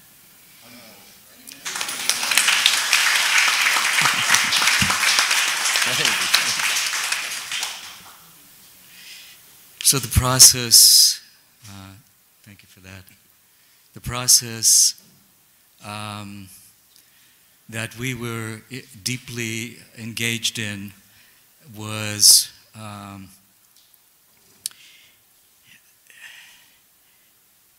very simple. The narrations of the Krishna book, the dictations, although there were more narrations than dictations, from Srila Prabhupada would come on quarter-inch tape. That tape, before it went anywhere, was copied, and it was brought to the art room, the art department. And Prabhupada's voice, actually speaking the pages of Krishna book, would fill the air. So that began first thing in the morning. Jadharani would turn on the latest tape, and they came daily. So there was our daily routine that tape would be turned on, and we would immediately begin working. So while working on whatever we were already working on, and usually there were 3 paintings going at the same time. Sometimes there were paintings that the 3 of us were working on together, collectively. That came a little later. In the beginning, we were working on our own individual paintings. But while working on those paintings, we would already be listening to the next paintings. So this was kind of an interesting process where the sound vibration, the transcendental sound vibration, was coming directly from Srila Prabhupada. It wasn't something that we read on the page. So there was the sound of Prabhupada's voice, which was already filled with rasa. So the rasa was vibrating in his words, in his narrations of the Krishna book. And so that sound was flowing directly into our ears while we were working. So this transcendental sound vibration, as Srila Prabhupada has said from very beginning, on his very, very first address to the Western world, he explained it comes directly from the spiritual world. So because it is coming directly from the spiritual world, It is Krishna himself. It contains everything. It contains the entire spiritual creation and everything in it. It contains all the plays between Krishna, gopis, the gopas, the cows, the animals, the devas of the spiritual world, the trees, the creepers, everything is included. So you could say, in one sense, that this was the process. The process was that the sound would enter our ears and somehow it would flow out through the hand. Because if you had the privilege of sitting there and sitting and watching someone like Jadharani working, and very often she would exclaim something while working. So listening to the tape, and then while painting. So just imagine we're painting on a different painting, a painting that's already in the process, but at the same time, sort of hearing a different pastime that's being described. And so the whole thing becomes like a stream, a continuous stream of transcendental, of lila, which is, it doesn't have a beginning and end, or it's sectioned off. It's all flowing together in a kind of, like a stream, like a watery stream, where you cannot tell one little rivulet from another. It's all there, and you have to swim it. You just have to just throw yourself into that stream and swim in it. And very often, as I forget who, was it you, dear Lalita, who said, was it me? Did I paint this? Or yes. Is it you? Probably all said that. It is, the process is so transcendental that while you're in it, while you're absorbed in it, and undoubtedly, praying, at least in my case, it's a constant prayer because I'm acutely aware of how inept and how insignificant my efforts or my understanding or my even ability to hear or to receive any of this transcendental knowledge and realization may be, especially ability to translate it through a visual medium. The prayer is constant, and I mean constant to the point where you should not take a breath without that breath turning into a prayer.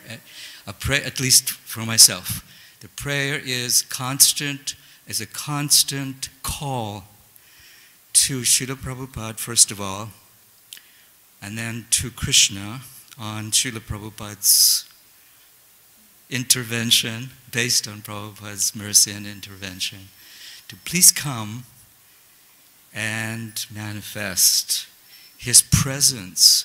Please bless us with your presence. Please bless us with your vision. Please show your mercy.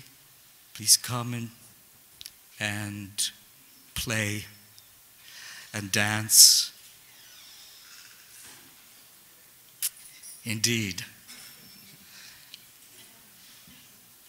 That's my offering. One thing about that.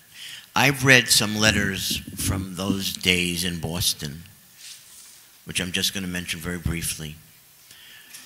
When Srila Prabhupada was asked by the artists whether they should go to some academy and learn greater skills of fine art painting in order to be worthy of attempting to paint something more beautiful than anyone in the world has ever painted before, he dismissed that.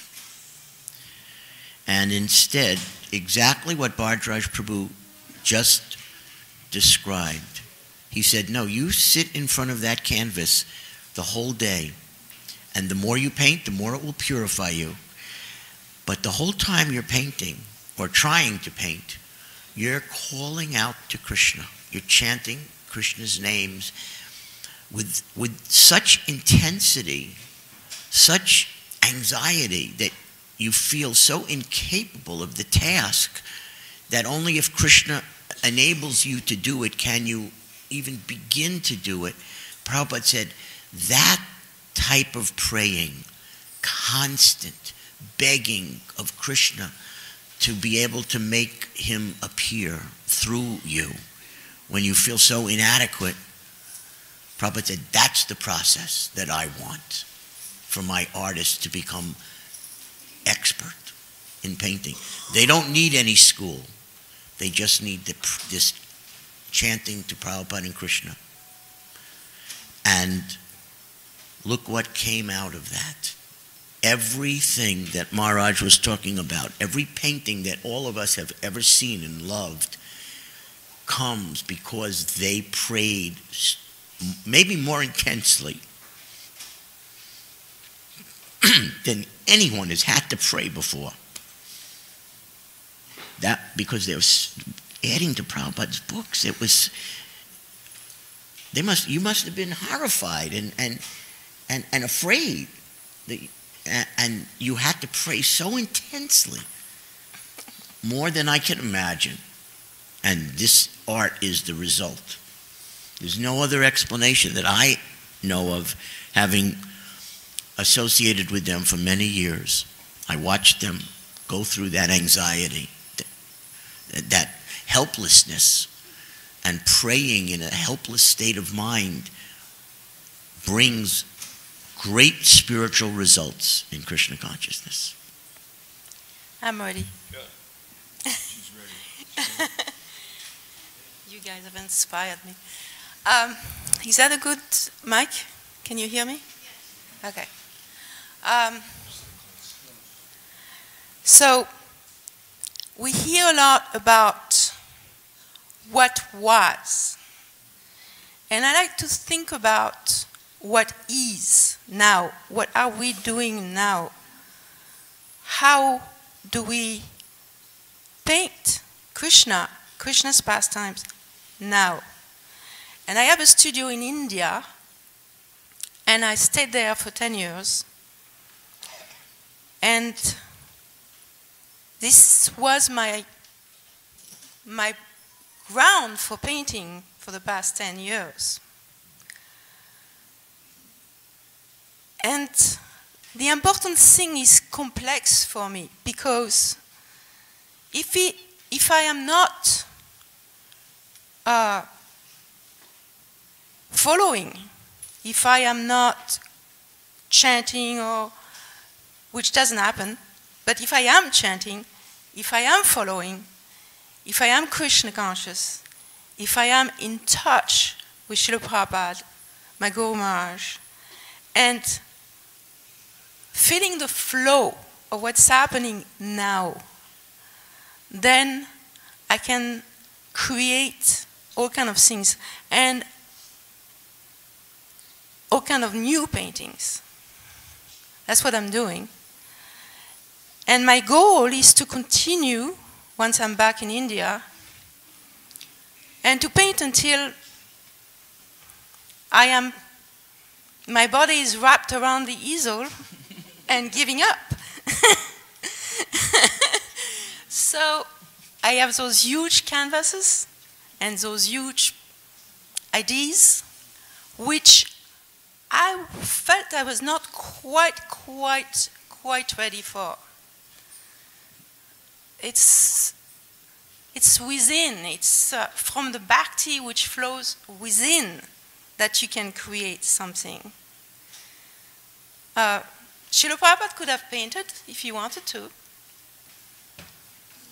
Certainly would have produced fantastic paintings. Any pure Vaishnavas probably could write poetry flawlessly, just and paint, because they are in touch with what is real, what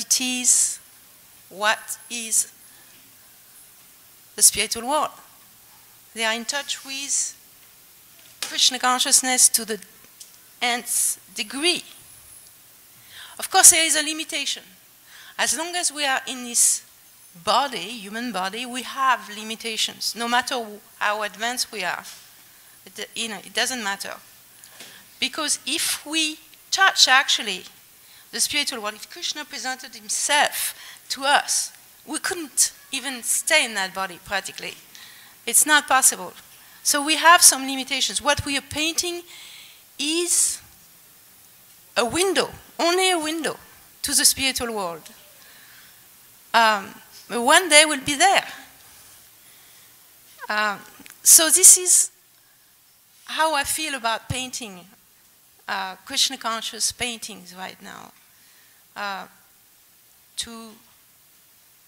have a lot of technique from many years. And now, slowly, I am not worrying about technique anymore. I'm just going for it. I used to use a lot of models, take a lot of photos, but the last few paintings I did not. And it was as if I was insecure about maybe I need to have some kind of material reference, some external reference to paint. But actually, the less you use as reference, the more you get in touch with that internal world of the spiritual world. But that's how I feel, obviously. So not everybody will feel like that, I'm sure. So this is my latest experience, my latest realization for painting Krishna conscious paintings. Thank you. You have to tell us your secrets. Listening to Bharajaj Prabhu's description, well, it brought me to tears, because somehow whatever he experienced and practiced, all those early artists was transported to us, who were sort of the second group there. And to this day, that's exactly how I paint. Exactly. I put on Prabhupada and pray. That's the two essentials. Someone said yesterday the Jadharani's altar, which was the easel, and that's how I try to honor and approach the work. The easel is my altar, and then one prays for the appearance of the deity, Archanam, for Krishna to come but why should he come? So it's this conflict, actually. Why should he come to me? Why should he do this? And who am I? And all these things go through your head. But all that contradiction and difficulty and anxiety is nectar. It's all worth it. And it fills you, and it what is that? It stays in your mind like all the time, and I'm afraid that's the little gift that the artist is given. At least that's how I've experienced. I'm sure others have too. It stays with you throughout your minutes, and you're always thinking about the next piece, or someone reminds you of something, and how to use that in Krishna's service. It's all encompassing. And it's a very, very kind gift that Srila Prabhupada has given to me. And but that process that he explained, that was also done in the, the BBT studios in Los Angeles here. Constantly we had Prabhupada's tapes playing to purify, to infuse us, to help us try to do this unfathomable thing, to depict God. It's really mind-boggling, but the journey is ever exciting and blissful. So I'm grateful.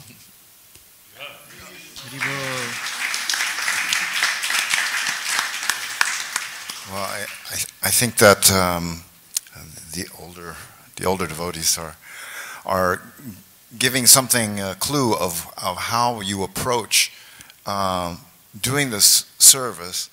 That is, I say, it's the basis of everything we're doing. It's the basis of the art of, from cooking to giving class to leading a kirtan, to everything we do. It's all, the foundation of all of that is that it's not me doing it. It's not coming from my ego, okay? Just like when you're leading a kirtan and you're thinking, look how great I sound, or stop playing like that, you have to follow me, and you get into that mentality, then you lose your transference of happiness to everyone.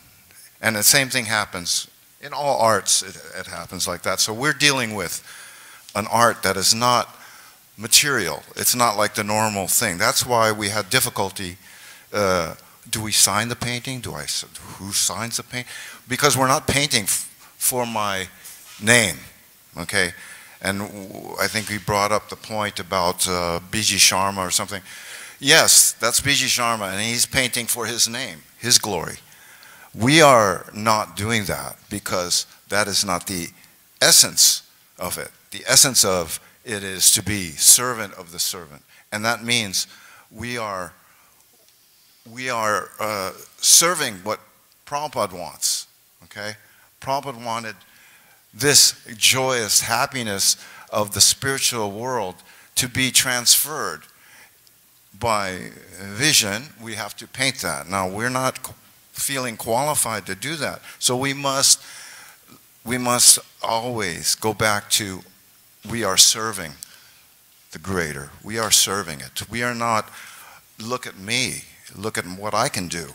That can't come into play. So that constant praying, that constant listening to that understanding is what helps us to stay focused on what we're trying to deliver. And we've had our experience with different paintings, different reactions to different paintings. Reactions like, I say time and consensus thing, that over years, this painting, everybody loves that painting. Well, that painting, and sometimes it's contradictory. Well, that painting, wasn't done for that. It was done, but actually, when you think about it, that painting was done with this freedom of joy, and that joy gets transferred. Painting is like that. It's very subtle like that. Just like kirtan, it's like that. It's very subtle. It depends on your mentality.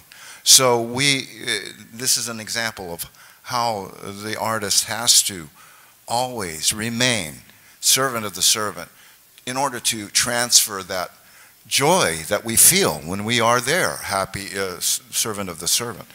We don't feel joy when we're thinking, look at me, Eventually it's not joy, So so that, I think it's a heart thing for me. Everything it's the heart. It's what you feeling and how you want to give like that.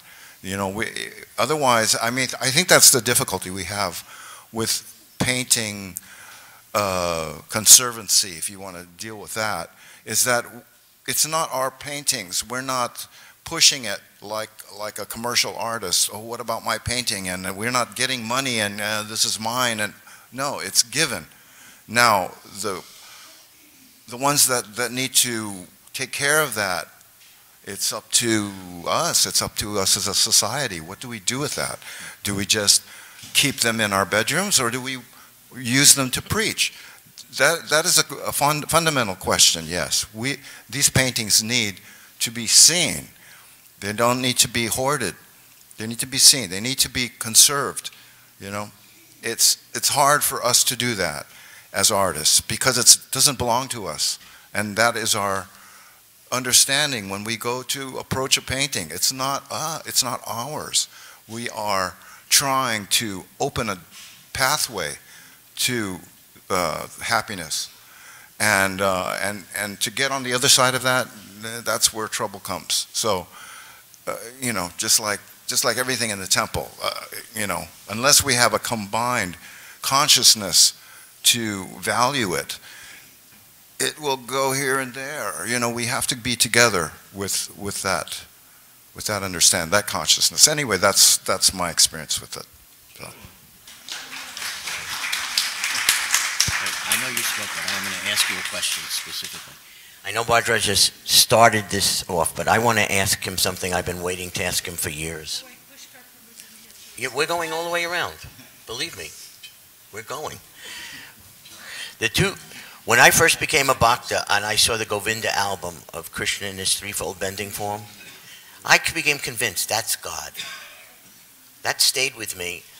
But the art that stayed with me the most, more than anything, the art that stayed with me more than anything else in my life, to this day, when I close my eyes, I see it, is the last diorama in this LA Fate exhibition of Radha and Krishna in the moonlight forest with the gopis.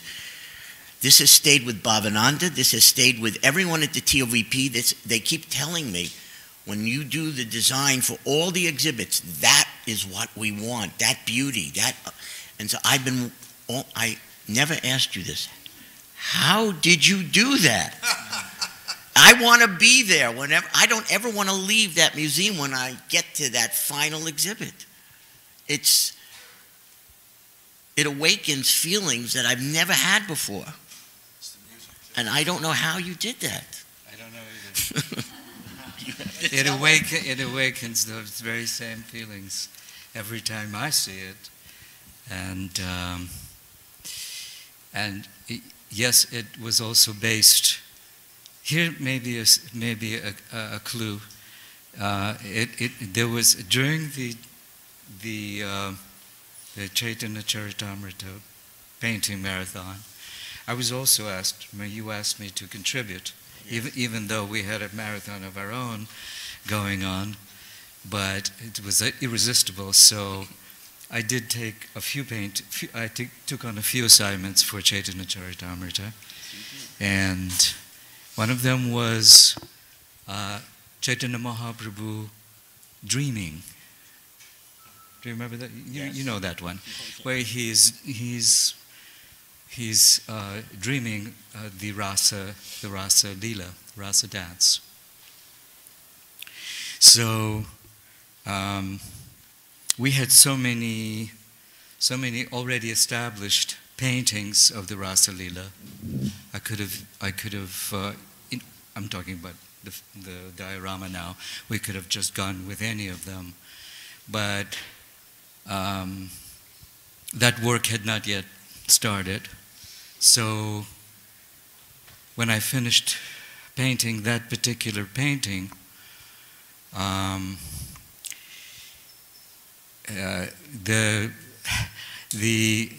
if you look at it, you'll see that the positions of the gopis, that the proportions between Sri Radha Krishna are exactly as they are in the diorama.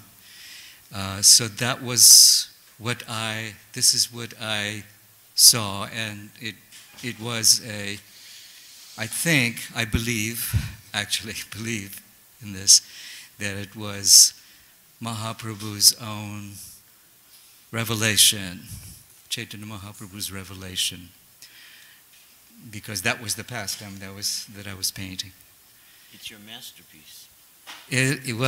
I have to say that everyone worked on that one, everyone at Fate, and when it was done, I think we were all feeling what you are feeling, and what goes also with that diorama in that painting.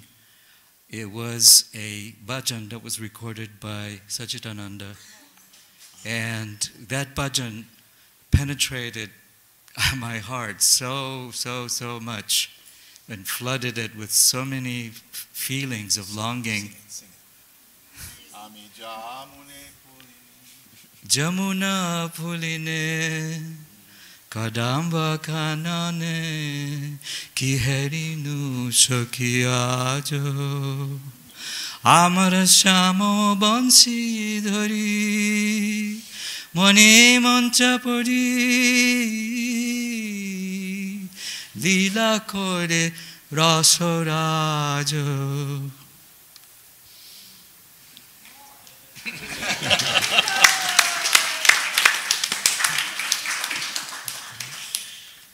If you want more, you have to go see the diorama. It's busy today. Everyone should go to see that Fate exhibit, even if you've seen it. Even if you've seen it, see it again. It's like saying, "Oh, I read the Bhagavad Gita." Read it again. So, if you've seen that exhibition, please see it again before you leave New Dwarka, or if you live here, just keep signing up to see it. And bring everyone you know. Bring everyone you know. Actually, there is a group that's visiting. There's a group that is visiting, and we are welcoming them. It's by the devotion and dedication of Sriman Radhakrishna Das, who is given all his waking hours of the day to restoring, to expanding, to promoting that Bhagavad Gita Museum, and he has made wonderful, he's accomplished a great deal to bring it. He actually has an outreach program, and through many different venues. One of them is called Atlas Obscura, which is an organization in Los Angeles that brings, offers tours of little known secret jewels of art in Los Angeles. So there's a group like that, two groups actually, together about, I think, 50 visitors, and they will be joining us in a temple in a few minutes. Actually, they had just gone through the museum, so it would be interesting maybe to hear from some of them, some of our visitors, what their experience was. But I've been asked to welcome them, to address them in front of the temple before they come in here. So at 12:45. Yeah. So. Yeah, we're giving it to Pushkar. So okay, I'll quote a verse. What? Hridyasya pranaya pravartitoham varakarupopi tasya hare padakamalam bande chaitanya devasya. This is the second verse of Bhakti Rasamrita Sindhu. And one of the operative words there is Rupa Goswami. Pranaya, that's inspiration. So the idea of the art is to inspire, and the artist is getting constant inspiration either from other artists or within, from the Super Soul Antaryami. So Rupa Goswami is there praying that Chaitanya Mahaprabhu, of course, has entered his heart, and he's accessing, everyone knows now, that he's the second expansion. There are some other verses. So anyway, so inspiration is a thing. When I came here to this temple, I saw paintings that came from Boston, and I got inspired. that's the main idea. Get inspired. We go out in the street to chant, inspire people. Hopefully we're chanting nicely, and they want to chant. So similarly, the art is meant to inspire. And so when I came here first, there were some paintings sent from Boston. I don't know, there was a bunch actually. This used to be the sanctuary. There were paintings here, and the temple room had some other ones. And so Bhardraj, upstairs you can see there's the Bhaktisiddhanta, and Jadharani's Prabhupada, just hidden away up there. The ladies get to see it. And a lot of the paintings that are in Prabhupada's quarters were here to inspire people. So they're like my art gurus. But even without meeting them, then Karandar one day he said, you should go join, the artists in Boston. By the time I went, they moved. It was like 2 weeks later or something. And during that 2-week, 3-week period where he told me to go, and I was waiting for a ticket from my parents probably, I don't know if Karandar paid that ticket. And Devahudi came here, and I got to meet her, and somehow she left there, and she came back here somehow. But she was a great lady. She did many great paintings upstairs. And the florist, and very inspiring paintings. So the idea is to get inspired. So by the time I painted, we weren't really listening to the exact dictation tape. We had Krishna book dictation tape, but we were painting. When I came to Tiffany Place in New York, they just moved. Everything was still getting fixed. Parikshit was a carpenter, Harikesh, right? Yeah. Yeah. Parikshit was all-around guy, and he could do a lot of stuff. And sing. Not as good as Bhardraj, no. As a matter of fact, this I should tell, because I might die tomorrow, but Rameshwar had gone to New York just before I was about to go to New York. And Jai Tirtha, they'd never been to New York as devotees. And especially Jai Tirtha, he was raving. He said, Bhardraj, I've never heard anyone sing like that. And I was like, wait a minute, this guy's an artist, and you're raving about his singing. No, nobody can sing like So that's a plug for that type of singing. Although Prabhupada also said he's the best singer, but we don't have to talk about that. So that's inspiring. That's inspiration, full inspiration. And later, especially, we really got into listening to Prabhupada. I remember Parikshit and I were fanatic listeners of Prabhupada while we painted. Bhajans mostly, some lectures mostly. And sometimes we'd get so into the bhajan, literally, we'd stop painting, which is, for Parikshit to stop painting is like unbelievable, because he's a fanatic, painter. And we'd get down with an ear to Prabhupada, to the speaker, just to hear the bhajan.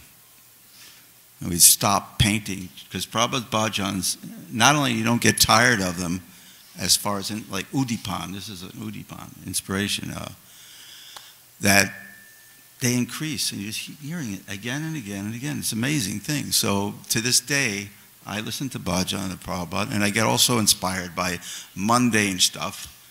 Like, if I read a quote, say, from Gauguin, and sometimes you read a quote from Titian, famous artist, or Da Vinci, or Michelangelo, and these things also, they're not spiritual inspiration, but Gauguin said, for instance, now it might not be that many Gauguin fans here, but he's a great colorist. He made a statement that, for instance, one shouldn't look directly at his subject matter, but he should look at it and then look at the canvas and dream. So we take that one step further. I think Mother Dearlita was kind of accessing that idea, that it kind of slows you down. You got an exact model. I remember Bhardraj, I went to see him one time, and I asked him, how'd you paint those hands? In some painting, I can't remember which one. I said, how'd you? He said, I don't need a model for hands, something like that. He said, the cloth in the spiritual world is not like here, and the hand movements are not like here, like that. So from the beginning, we're getting instruction from senior people and from Prabhupada. And a super inspiration was in 74 in Mayapur. I used to do sometimes a night guard, which was not a bad job, except Prabhupada stayed up all night. So if you're not going to sleep, or you're going to sleep, what? So Unfortunately, I would fall asleep, but I didn't want to fall asleep. And Prabhupada's up and he would be dictating. He happened to be dictating, and this is a setup job because he was dictating the Anjalila. So I was getting primed to work on Chaitanya Charitamrita, but of course I can never paint the way it should be. It's difficult. And he was getting these, dictating the last few chapters, you know, where, and those tapes weren't kept. No, don't blame me. I don't know. Those should have been kept. We have Krishna book dictation tapes, but if we had those tapes, the world would be saved. But he was dictating how the gopi, Chaitanya Mahaprabhu had fainted, I think, in the ocean at the time, and he was dreaming, thinking, or absorbed in the pastime where the gopis are in the water splashing. I think Jadharani painted this painting. And you could paint like 20 million paintings of that pastime where Chaitanya Mahaprabhu is absorbed and they're splashing and there's pink lotuses and blue lotuses that compared to the gopis' hands and Krishna. And it gets a little bit very most intimate part of Chaitanya Charitamrita. And Prabhupada was dictating that while I was in my sleeping bag trying to sleep. No, I was listening to it. And then there was the pastime where Advaita Chandra had written a mysterious sonnet that sometimes the Brahmana he calls for the deity, and the deity stays for some time, and then the Brahmana lets the deity go. And then he also said that tell Chaitanya Mahaprabhu that I am a madman, and that rice is no longer available in the marketplace. So there's a very mysterious thing to say, but of course Swarup Damodar knew what it meant, that Chaitanya Mahaprabhu will give up his Boma Leela very soon. And Prabhupada was dictating that. Of course, at the time I couldn't fathom, but it was pretty amazing to hear it. And also, I was able to see the manuscripts because they were traveling with Prabhupada, and I said, let me see your manuscript. It was Nitai or somebody had the manuscripts, and I was reading ahead of time, you know, a little bit of a fanatic about that stuff. So those things are inspiring. It's not that we just simply theorize and paint, but painting means that you can't express it by words, therefore we paint it. So I rest my case.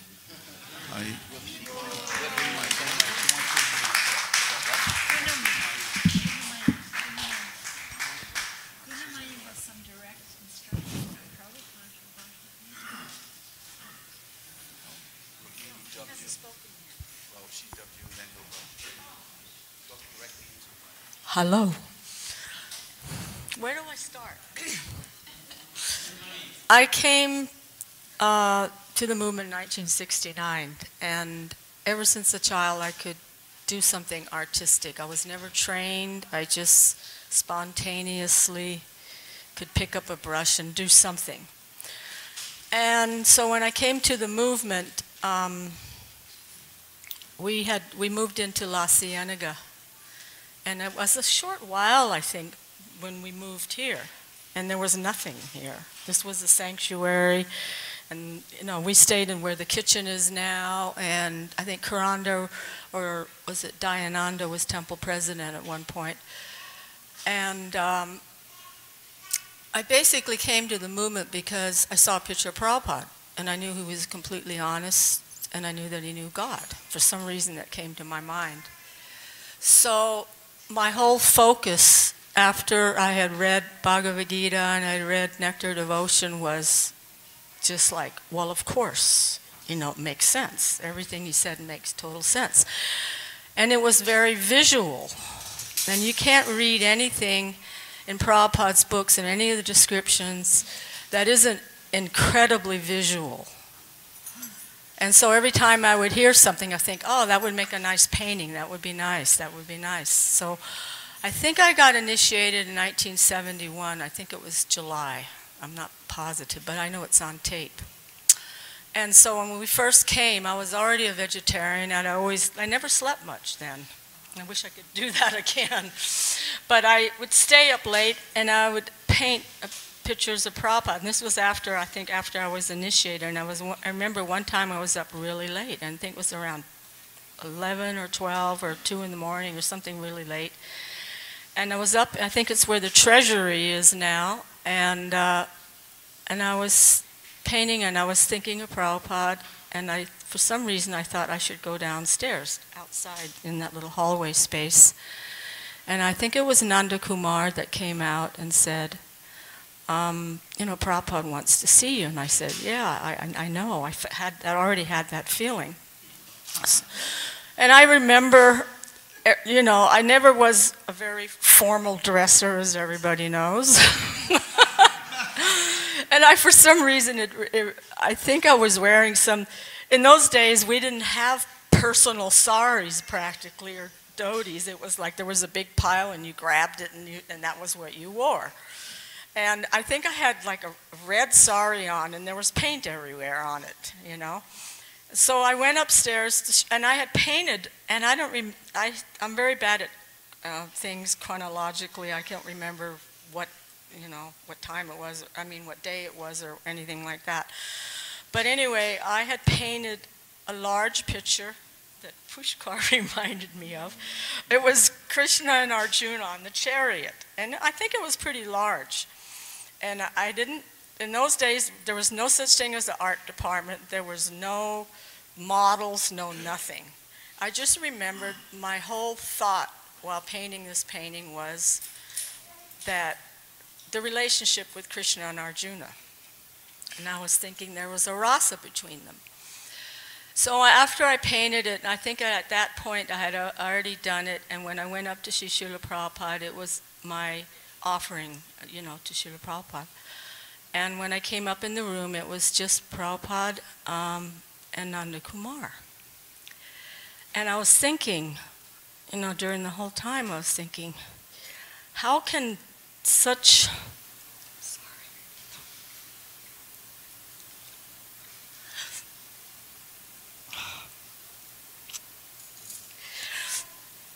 Anyway, I was thinking how insignificant I was and how I could be in the presence of such a great personality, the greatest personality in the universe, practically. So I was conscious of that, so I was, I was taken aback by it. But anyway, we did some small talk about my family and stuff. I don't know if I was there an hour or if I was there for 20 minutes. I have no idea. Because it was like, I think a lot of devotees experienced that when they were here, that you felt like you were in this bubble, literally like you felt like you were in a bubble, and the rest of the world didn't exist. And you lost sense of time. You went out on Sankirtan with Vishnu John, and you came back, and and it's just like, it was just overwhelming. But Prabhupada was here for a long time. It could have been weeks or months, I don't remember at all. But I'm sure it's there, it's written down. Anyway, so when I was up there, Prabhupada asked me to help illustrate the Bhagavad Gita. And so I was thinking, remember how overwhelmed you were? Thinking, how am I going to do that? I don't have any, really spontaneous artistic, ability to sit like a master and just draw a figure and, envision it out of your mind. So I said, Prabhupada, I don't know how I can do that. And he said, you have to become like Sanjaya. He says Sanjaya would see the whole battlefield like a television in his mind. And I said, oh, okay, well, that sounds easy on paper. It's like, everything looks easy on paper till you apply it. So I was thinking, all right, and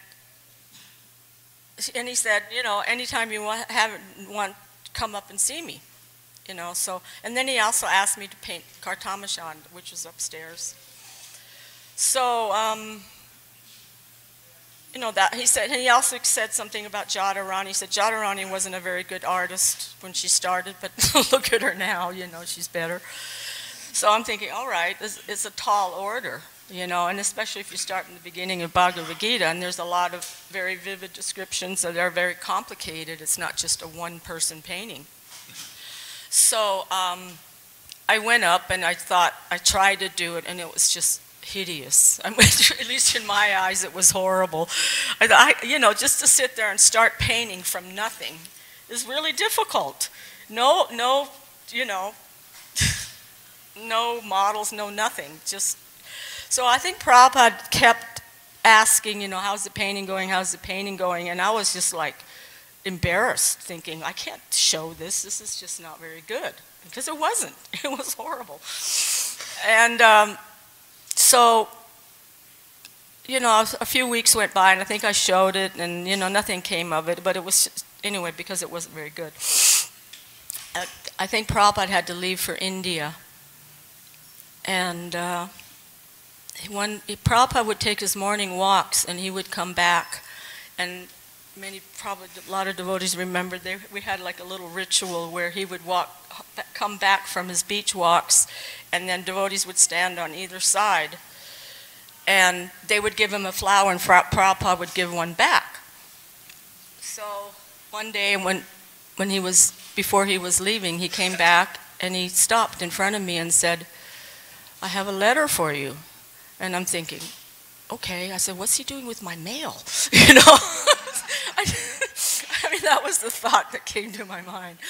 And so it was a letter from Prabhupada. And I think he realized my dilemma of, you know, in spite of being able to visualize things, I wasn't able to actualize it. And it was very frustrating for me. That he said, you know, he said all kinds of things. He said I was intelligent, but he said that to everybody. And he said, as you know me very well, I shall require many paintings of Sri Guru and Gauranga, so I want you to paint for all the temples. And that's the same instruction he gave a lot of artists, that he wanted paintings for all the temples. So I kind of felt like I was let off the hook, you know, in the sense that I didn't have to try to do something I didn't feel capable of doing. So then after that, Prabhupada left, and I think Muralidhar started painting up there in that little room, and it was just me and him for a while. And I don't know how many paintings I painted. I probably wouldn't even recognize them. I'd be curious to find that picture of Krishna Arjuna that he remembers. He said it was wild. It was in here? No, it was the old temple. I think it was the temple. No, yeah, she did a wild painting, but I don't remember. You know, I can't repaint it. Let's say that much. It's probably hidden in some closet somewhere or in the trash. But anyway, so I left. I got shipped off in a box to Canada to marry somebody I'd never met. I was married the next day on television, Canadian television, and I felt a little out of sorts. I ended up somehow or another, I kept kind of escaping and going down to paint with the artist in New York for a while. I went to Detroit. And then at one point when I was back in Canada, I wrote Prabhupada a letter that I had an idea that we should paint the picture of the Arti prayer describing Lord Chaitanya. And I just thought, I wondered if it was a good idea, and also to complain that I didn't like being married. And so he wrote back and he said, yes. He said, you know, paint that painting. And he said, also, you should illustrate the Brahma Samhita. Wow. Yeah, so every day I think about how to do that. I mean, literally every day I think of how to do that. Better start soon. And then I was again overwhelmed thinking, you know, because for some reason or another, he must have known that Brahma Samhita was one of my favorite books. And so I'm thinking, you know, especially in the beginning, you read all about the hexagons and all the different, you know, description. I'm thinking, I can't do that. You know, it's impossible. But every day I meditate on it, so hopefully one day it'll manifest. And also I wanted to say to Bard Raj and all the artists how much reverence and respect I have for all their art and hard work, because I know how hard they worked. And I know that sitting down and painting, it made me, it's easier to dig a ditch. It's easier to fix a car. It's easier to do something that you don't have to think very deep about. But to sit in a state of meditation for a long period of time, it's like you have to be a yogi. You have to sit, you have to shut out the rest of the world and just meditate on that, and you're basically receiving things. And my other thing is with his statement about, devotees being without ego or without false ego and not signing their paintings. I respectfully disagree, because I think it's really important that we honor each individual devotee, because we're personal. And just like Arjuna, he was honored. He wasn't a nobody. He wasn't just ether. He wasn't a nobody. None of these devotees are nobodies, and everybody has their thumbprint on their paintings, their own style, and they're receiving, yes, we're just instruments, but I think it's really important that for historical reasons too. Who painted this painting? Just like if you make an offering to Prabhupada, you make an offering to Krishna, and somebody made Prabhupada an offering. He didn't say, oh, it just appeared. No, he said, who cooked this? This is wonderful. We are personal. And I think we as people who see these paintings want to know the story behind them. If it was 10 artists, put every single one of them down so we know who did it. And putting your name on something doesn't mean that you have a big ego. It's just you put your stamp on it. I did this. And if you don't like it, then I take responsibility for it. But we have to take responsibility for art because it's our offering. And I really disagree that it's an ego thing. And I understand the humility behind it. But I think it's important, Just like if you write a book, you put your name on it. So Haribo. you can disagree with me. I'll give you a second. You're next. Gunamai's, one of her paintings is up on the balcony. I think it's the one where Abhimanyu's being chased away. It's not yours? Up in Archita's room. Okay, everyone has to go over to Archita's room. You see it in the book. It's Pralambasura being killed by Balaram. Okay, again, anyone online, you want to ask a question, nrs@itvproductions.net for your onliners. A quick announcement, the departure just from, this festival, Prabhupada Festival, is completely separate financially from the temple. It's financed solely by donations. And there are 2 beggars who are going to bring brown baskets around during prasad. These 2 beggars, I'd like to introduce them. I have at least one. Oh, there they are. Krita Gama in the blue shirt. Can you raise your hand right there? And Vaikuntha Priya, there she is. If you speak French, she also speaks French. You can give it to her in French. They will be collecting the money, the Lakshmi that it takes to make this festival happen year after year, and it's not an inexpensive festival, as you can imagine, with all the different prasadam that we provide airline tickets for and transportation for many. So please know that whatever you give here in the Hundi, that's not for this festival. They're collecting for the festival, and every single penny is accounted for. We have a very good system, so please give generously. That's our request. And also, there are many artists who are not here with us at this gathering, obviously, but a special mention to one who will never be with us, and that is Saradia Devi Dasi. Because Sharadiya, thank you, from the Pundit, well corrected. And I just would like to acknowledge her. She's, if anybody has something to say about her, it'd be nice, because of course she's passed away, but her devotion remains. And that's another thing about art, that it survives the artist, and it will live on for the next 10,000 years. That art will be those windows that are understood by many to have been inspired very deeply by Srila Prabhupada's presence, or almost, if one was not directly instructed, by the personalities who were instructed. So art has a very deep and profound impact on societies for a very, very long time, as we see when we look at Grecian art and even Harappan art and all kinds of art. And it represents a connection that we generally is not available within our own mind. So I just want to have us really value the people that are here and value. And now I want to allow our esteemed Nara Narayan to express what inspires him in his art of Krishna consciousness. Hare Krishna. I know everyone is a little bit listened out a little bit. So what I want to do is different. I'm not going to give a story about the art. I want to honor the artists. I want to honor each and every one of them who are here and each and every one of them who are no longer here or couldn't be here. The reason I want to honor them is because they've fulfilled Srila Prabhupada's dream for ISKCON devotional service. From each according to his ability, to each according to his need. They work 10 or 12 hours per day. From 1969 until beyond my time.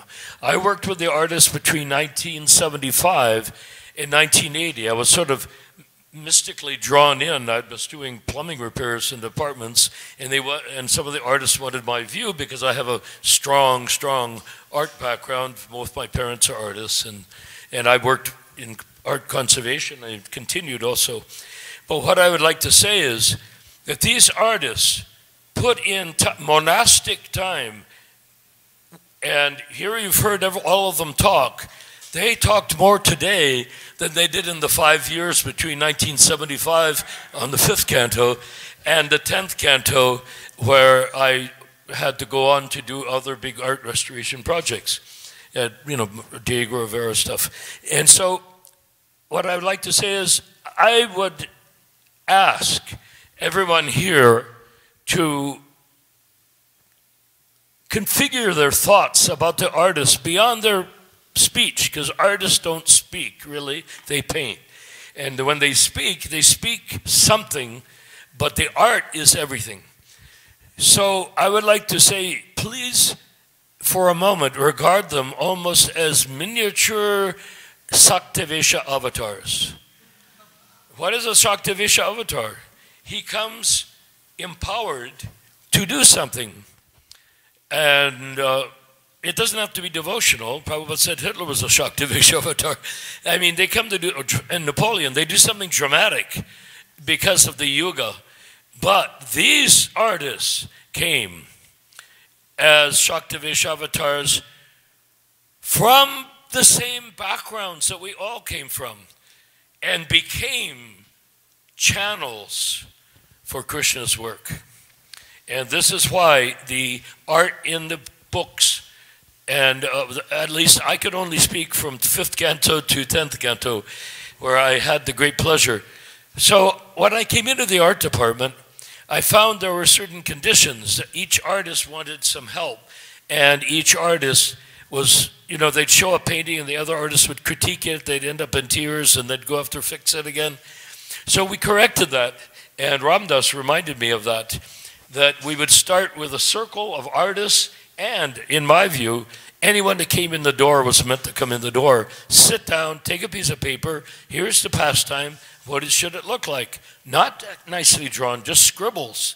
What should it look like? What's the energy that picture should have? And everyone did that. And Ramdas pointed out that his Trinavarta came out ahead of the game in terms of being selected because it was a really, really good energy. So all we were looking at in the energy sketch was good energy in the painting. Because we don't know what we're doing, but we ask, Krishna, please make my scribbles express this. And we didn't compete on the scribbles. The scribbles, sometimes 2 or 3, 4 scribbles would be looked at and said, yeah, use all those components. So then after that, each artist developed an idea sketch. And then after the idea sketch, we saw how that scribble was turned into something visual as a picture. And after that was a, what was the next step, Ramdas? Color sketch. Huh? Color sketch. Yeah, they came from the idea sketch to a sort of final sketch. And by policy, with the artists, under the direction of Rameshwar, who was an extraordinary channel between Srila Prabhupada and the artists and me, because I had to translate Rameshwar's language into, you see, I know how to talk to art and I know how to talk to pragmatists because I was raised that way. So the big problem was everyone said, we can't talk to the artists. Well, I could, so I did. And I could talk to the management because I could. Okay, but anyhow, the next sketch was a completion sketch of whatever it was we called it, then a color sketch, and we put those all out on a board. Now notice that in this process, everyone was involved every step of the way as preparation. So we evolved a rule that once we got to the completion sketch and the color sketch, find fault with each and every one of them now, because after the artist gets on the canvas using those things, no more critiques. Leave them alone. Let them paint. Let them do their thing in peace. No tears during the art meetings. And they did, and it became extraordinary. The general complaint was the guys doing all the editing and whatnot and putting the books into shape and typesetting all said, oh, we can't do it. We can't put out the book on time because the artists are behind schedule. So when I came in there, my fanatical impulse was, the artists are never going to be behind schedule. And with this new system, they weren't. The artists were always on or ahead of schedule. Then we were thinking, what if we had more artists? Because we had gone from one painting every 2 months, largely because of the struggles with the artists to comment on them on the canvas instead of beforehand. We didn't let any comment. We did have comments on the canvas, but those were procedural ones, not basic compositional ones or who's in a picture, anything stressful like that. So anyhow, what happened is that we had one painting every month now, instead of one painting every 2 months, because we got through that hurdle. Then we thought, what if we had more artists? So we all reached out and drew in artists until we had a total of 15 artists in various stages of development. We had you, we had Driti, we had Ramdas. These people came in, and because we had raised the energy to the point where they could be part of something without being under the control of any of the other artists, they had freedom.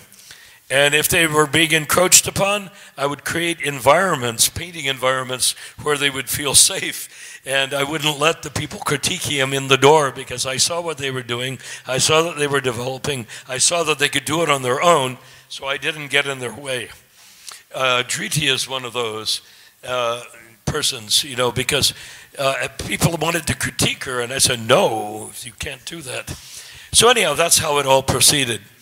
We came to an interesting point, though. At one point, Prabhupada said, we want to paint the picture of the ark with the animals being taken on board during the flood in which half the universe is filled and is being pulled by the Matsya and with Vasuki as the rope.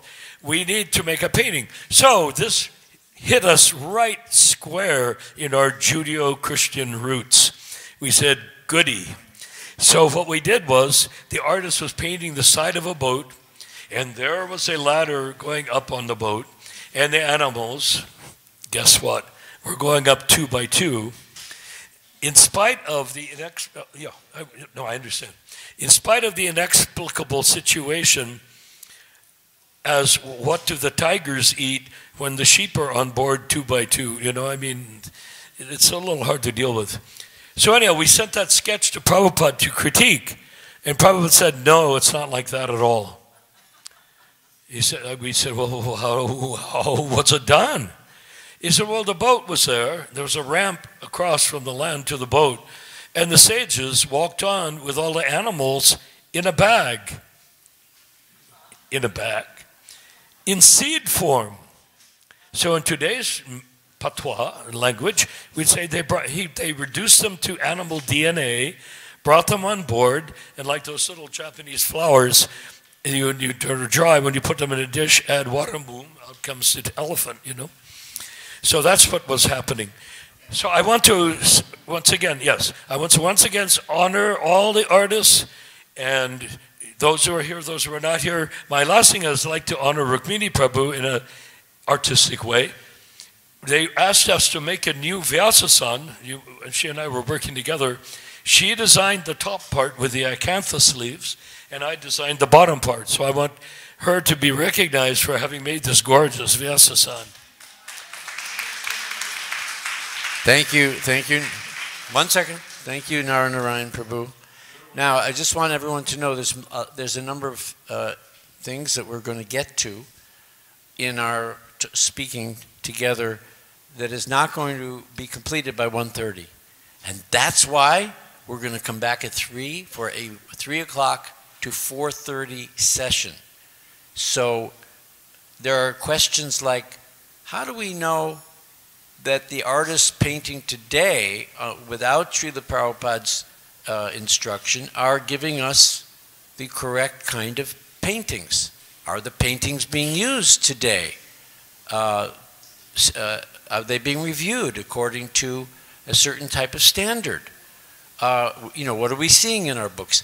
Or a question of that Ramdas raised on Friday night. Well, Prabhupada's art represents art that's more real. And thereafter followed a discussion. What does that mean?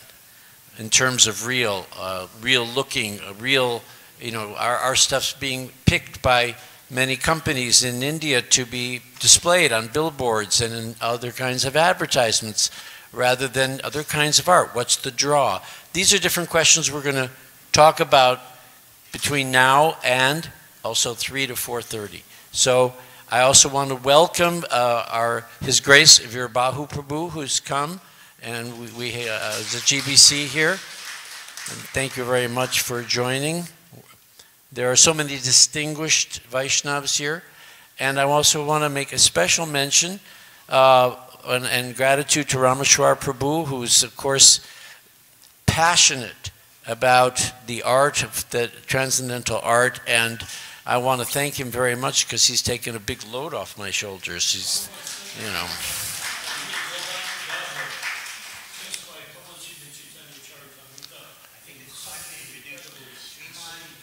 Now, it was my pleasure to actually see Charahasa Prabhu at the opening of the temple in no less than Las Vegas. It was a gamble to put it there, but they got it.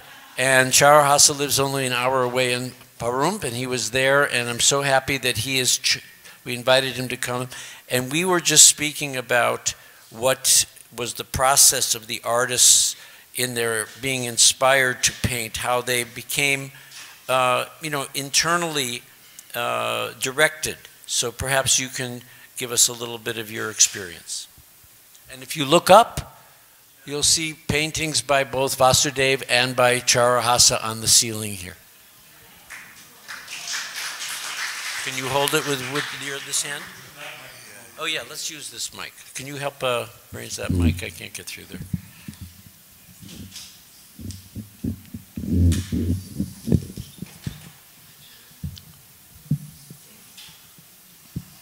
Okay, you're on. I'd like to say that if Prabhupada was here now, he'd love what was going on. The appreciation of the artist.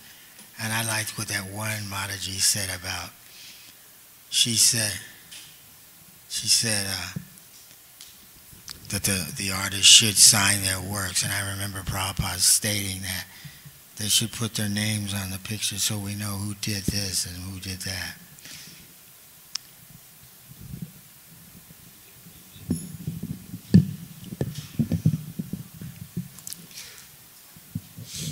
And I remember also I can't really say how much I appreciate Narayan too. He was my encouragement, and also my inspiration was Ramaswara and him together, both of them together. And my dear God brothers, and I love them very deeply. And I pray that Srila Prabhupada take them back to Godhead so we can all be together. Because I'm going to miss them all. I'm going to miss you guys. And we're going to still try to keep painting, even though some parts of my body aren't moving right, so right. I can still hold a brush. I can still hold a brush long enough to do a painting. They wanted me to paint the deity backdrop at the opening of the temple, and I said, oh, my, I have to do this. Well, Prabhupada inspired me to do it. I wouldn't have done it without his inspiration. And after that, and Prabhupada was inspiring me even more so. He wanted to send me back to India, of all places that I'd been to India before and painted there. But they wanted me to go there, and they wanted me to do some painting work there too. So I accepted, and I can't wait to go. And I don't know what life has in store for me, but I know there's going to be a lot of painting going on. Beautiful painting. And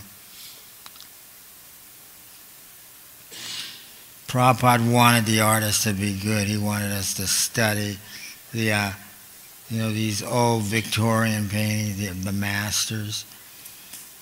That's why the society, even to the day, you go in most of the churches, you go to the Vatican. I went to a couple of Catholic churches, and I couldn't believe the paintings that people are coming out with. And I used to go to a place in Malibu called Getty Museum, a beautiful museum that has these beautiful paintings. And I used to take all the other painters with me so that they could see the paintings and study them.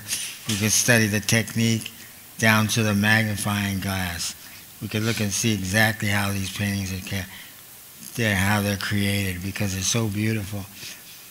And I was surprised that they really got into it. Jadharani, everybody was really, really excited about going to see this museum. So we used to go, and then we got to the point where we wanted to go almost every day. Because it was so beautiful how much we were learning from it. Skin tone, how to make the right marble, how to make steel or gold properly. We had to learn everything.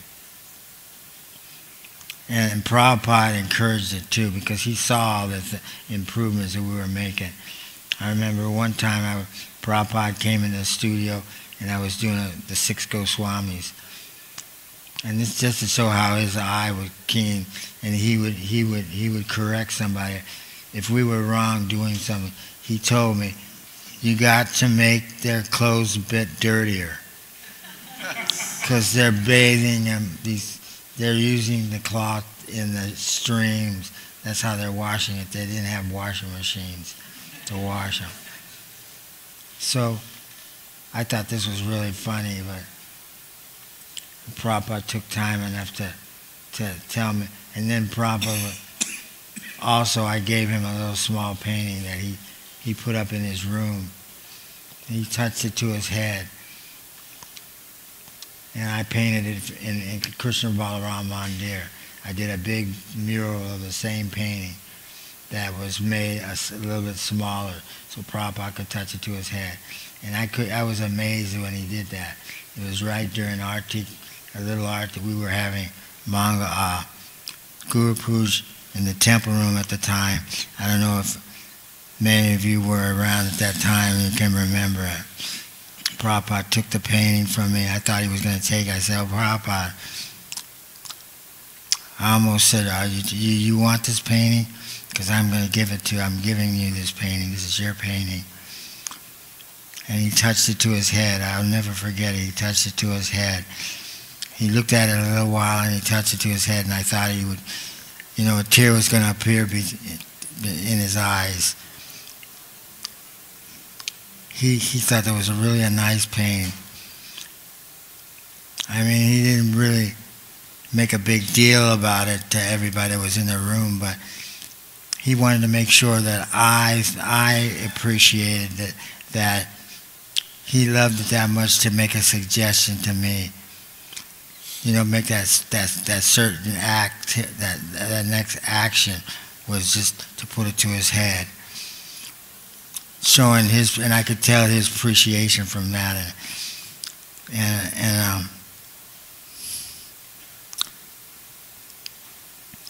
Anyway, there's a lot of nice stories.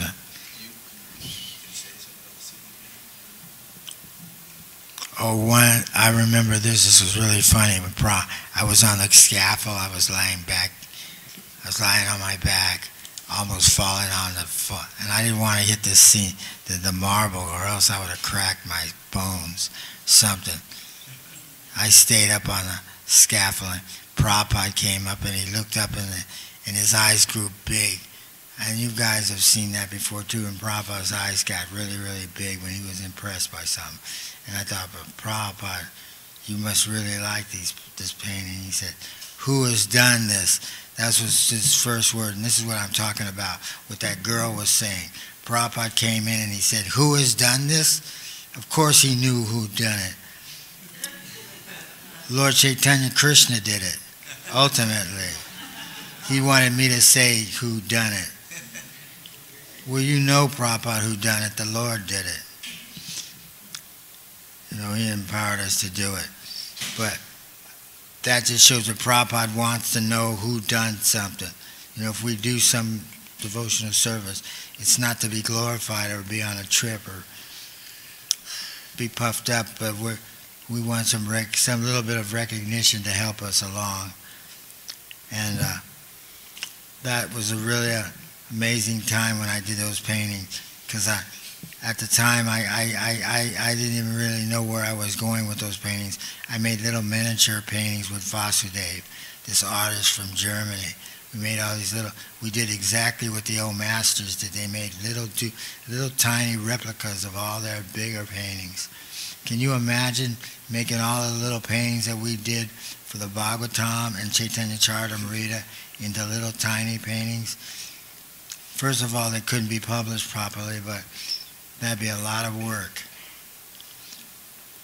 And how long would it take us to do it? So he let us paint the regular way, a normal way, and he knew how to bring the best out of all the devotees. He knew how to bring the best out of even me. I was a rascal at the time, and he also knew how to get the paintings done properly on time so we could publish the books. All he cared about was the books. I remember that was one of the things he talked a lot about. The paintings, each of the paintings that were in the books. Sometimes I would go to Srila Prabhupada's room and I saw him get a massage. One time I saw him getting a massage, and it was a really violent, hard one. I couldn't even take that massage, it was so hard. And I said to Prabhupada, aren't they hurting you or something? No, he didn't answer that. He didn't say, no, they're okay, it's all right, don't get upset. Don't get too upset about it. Because I was going to stop the personal massaging. Because I actually thought Prabhupada was being hurt by it all. Because I never knew he could take massages physically very strong. He liked a strong massage. He didn't like these little mamby-pamby little massages. He liked a hardcore massage. And the harder the better. Well, that was a nice little pastime. And there was another one when I started painting, where Jayananda set me up with an art studio, and I did a painting for Guru Kripa. He wanted a painting, as Prabhupada said, that if he had a painting that showed the Sringadev, he would have a lot more success on what he was doing. So I did a painting of Lord Nrsingadev, a really violent one, a very violent one. where blood was going everywhere. And Prabhupada liked that. He said the bloodier the better. So I did that one. And that was in London. And apparently George Harrison was financing the whole thing. So he was coming in to see me paint every day. And going back to Brahmachari ashram. And anyway, I spent most of that time from that time on concentrating on getting to India. And that's when I got to India. I did do a painting. I did a mural on the wall there at Krishna Balarama on deer. It took me a long time because it kept cracking. I kept to keep painting it over and over and over because it's so hot in India. It's always been a cracking game. So eventually it stopped cracking because they put some kind of varnish or something over it. And I was able to finish painting what I was doing. And I was doing the same painting that I gave to Prabhupada that he touched to his head. It was the very same painting. It was Krishna and Radha in a swing. They were swinging across this river, Yamuna, and there were flowers on the swing and everything. Prabhupada really loved that painting. The painting's not up in his room anymore. Somebody took it. It's not there anymore. Disappeared.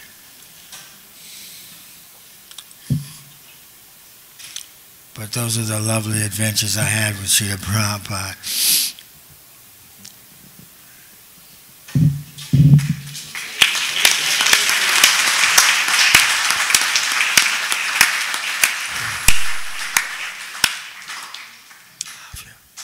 Thank you very much, Charahasa. And Charahasa revealed his consciousness to me when I saw him in Las Vegas.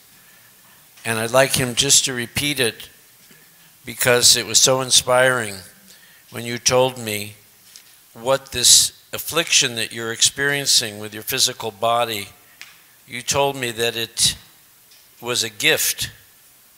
And if you could just explain that to the devotees, you would think it'll be a very valuable sharing.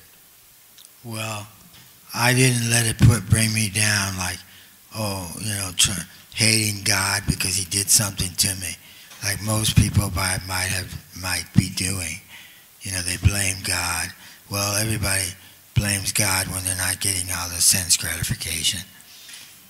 But I saw it as mercy from God, and then after I thought that thought, and I saw the Sringananda, and he told me that this other Indian gentleman wanted me to go to India to paint because I also asked that Indian gentleman, why do you think I have this affliction? He says that Krishna still wants you to do something. There's something that you have to do. And you haven't done it. You haven't done your work here yet. Now your work is, you have still so much more to do. So I realized that it's not a punishment, it was a gift. Because I learned that I can't, I'm going to choke up. Because I learned that all my feelings coming out now, I can't.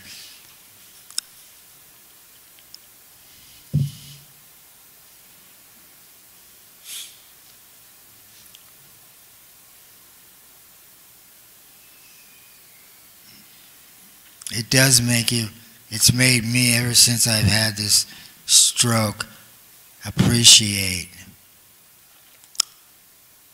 and made me love Srila Prabhupada much, much more. It made me try to love Krishna.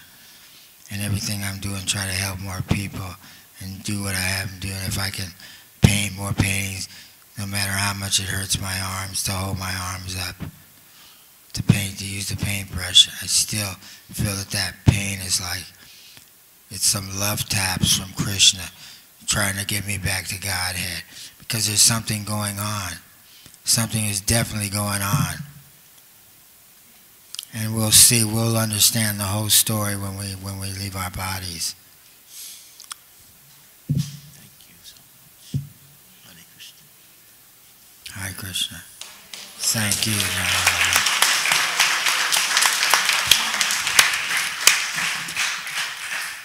So Rameshwar Prabhu, if you can, in the next few minutes, just kind of close out this session and give a sense of what we're going to experience in the next section.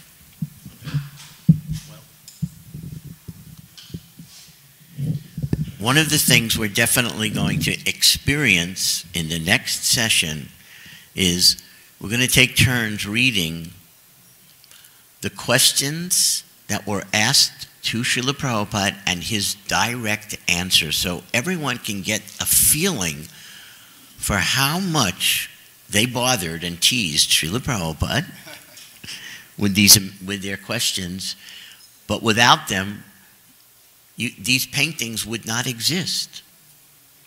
And I think it's going to be very interesting for everyone to hear this exchange that the artists had. We have collected a lot of questions and answers for you to hear. Then some of them real amazing nectar about different transcendental personalities, both in Krishna Lila and in Chaitanya Lila. So that's coming up, and I'll close out this session. Okay, yeah, please, that's good. Okay, Saradia is the beautiful artist devotee who's just passed away, I think in the last year, right? A little more than a year. Also Jairam, Jairam is no longer living. Beautiful paintings in the books. Yeah, beautiful, beautiful paintings by Jairam, who's also no longer with us. But Saradia, so I first came to the temple in San Francisco, and Saradia was there. We were both 16 years old, and we became friends, and then we came to Montreal with the group of devotees who were on their way to London to open the London temple. So Saradia and I came there together, and we served together, we painted together. And there was a really sweet thing that when Prabhupada came to San Francisco, he noticed how she was dancing so beautifully with so much devotion. This little young girl dancing with beautiful devotion. And when he went to New York, Prabhupada came back from San Francisco to New York, and he told the devotees in New York, he said, "There is a little girl in San Francisco," and he put his hand to his head like he was going to faint. And he said, "She practically faints in kirtan." So, Haribo, all glories to Saradia.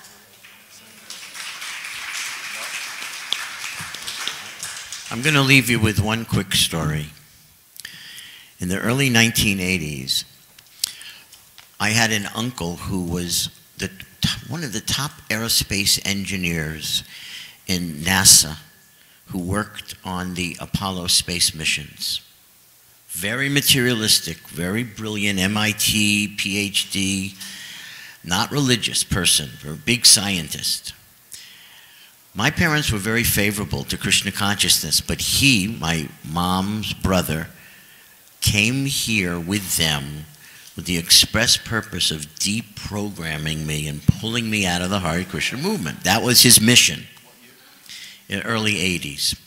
And so I said, I'll meet with you, but I first want you to go see go through the exhibit, the Fate Museum of Bhagavad Gita. And they went through it, because as I said, my parents were already contributing to the movement and everything, but, well, they contributed me, but my uncle, this great aerospace scientist, came out of that museum in tears. He was transformed. He said, "How did you all do this? This is greater than Disneyland?" I mean, he was so blown away by this museum. He was a totally different person, from being an atheist who wanted to pull me out of this movement to a person who showed the greatest respect and appreciation, absolutely encouraged me to continue what I was doing. And his wife wanted to move into the ashram. True story. So with that, we're going to take a break for our lunch prasadam. And we'll meet back here at 3. Almost. Just two quick things. One is, there's an elephant in the room we haven't talked about. We're going to talk about that at 3 to 4:30 at some point. So everyone who likes a little drama, we're going to have it for you then. And also, Vaikuntha Priya wanted to say one quick thing about Saradiya, which I think was appropriate given the fact that she's no longer with us. Haribo. Shardia used to come here a few years ago, and I've known her also from back east. And I'm wearing Srila Prabhupada's ring, and it says Krishna. This is the ring that I got when I got married to Brahmananda Prabhu. He put it on me and said, Srila Prabhupada wants you to have this ring. Put it on and never take it off. This ring was actually made by Shardia's brother, Krishna Das. So every time I would see her, she'd take my hand, she said, oh, my brother made that ring for Srila Prabhupada. And she would take my hand and go like this. It was very, very sweet. And it was made in Germany. And anyway, so she always, reminisced that way. And she was always very sweet. So I remember her that way. That was a little pastime. The connection between her brother and that ring. So any of you who would like darshan of this ring, when you go to give your donation in the brown basket that she's carrying around, she'll give you darshan of that ring. And with that, let's take prasad, and we will be hopeful that His Holinesses, Bhadranarayan Swami or Giriraj and Giriraj Swami and His Grace Virbahu, if they would like to say a few words in our afternoon session, we will open that up for you in the beginning. Please. Thank you very much. All glories to you. And I'll give you more.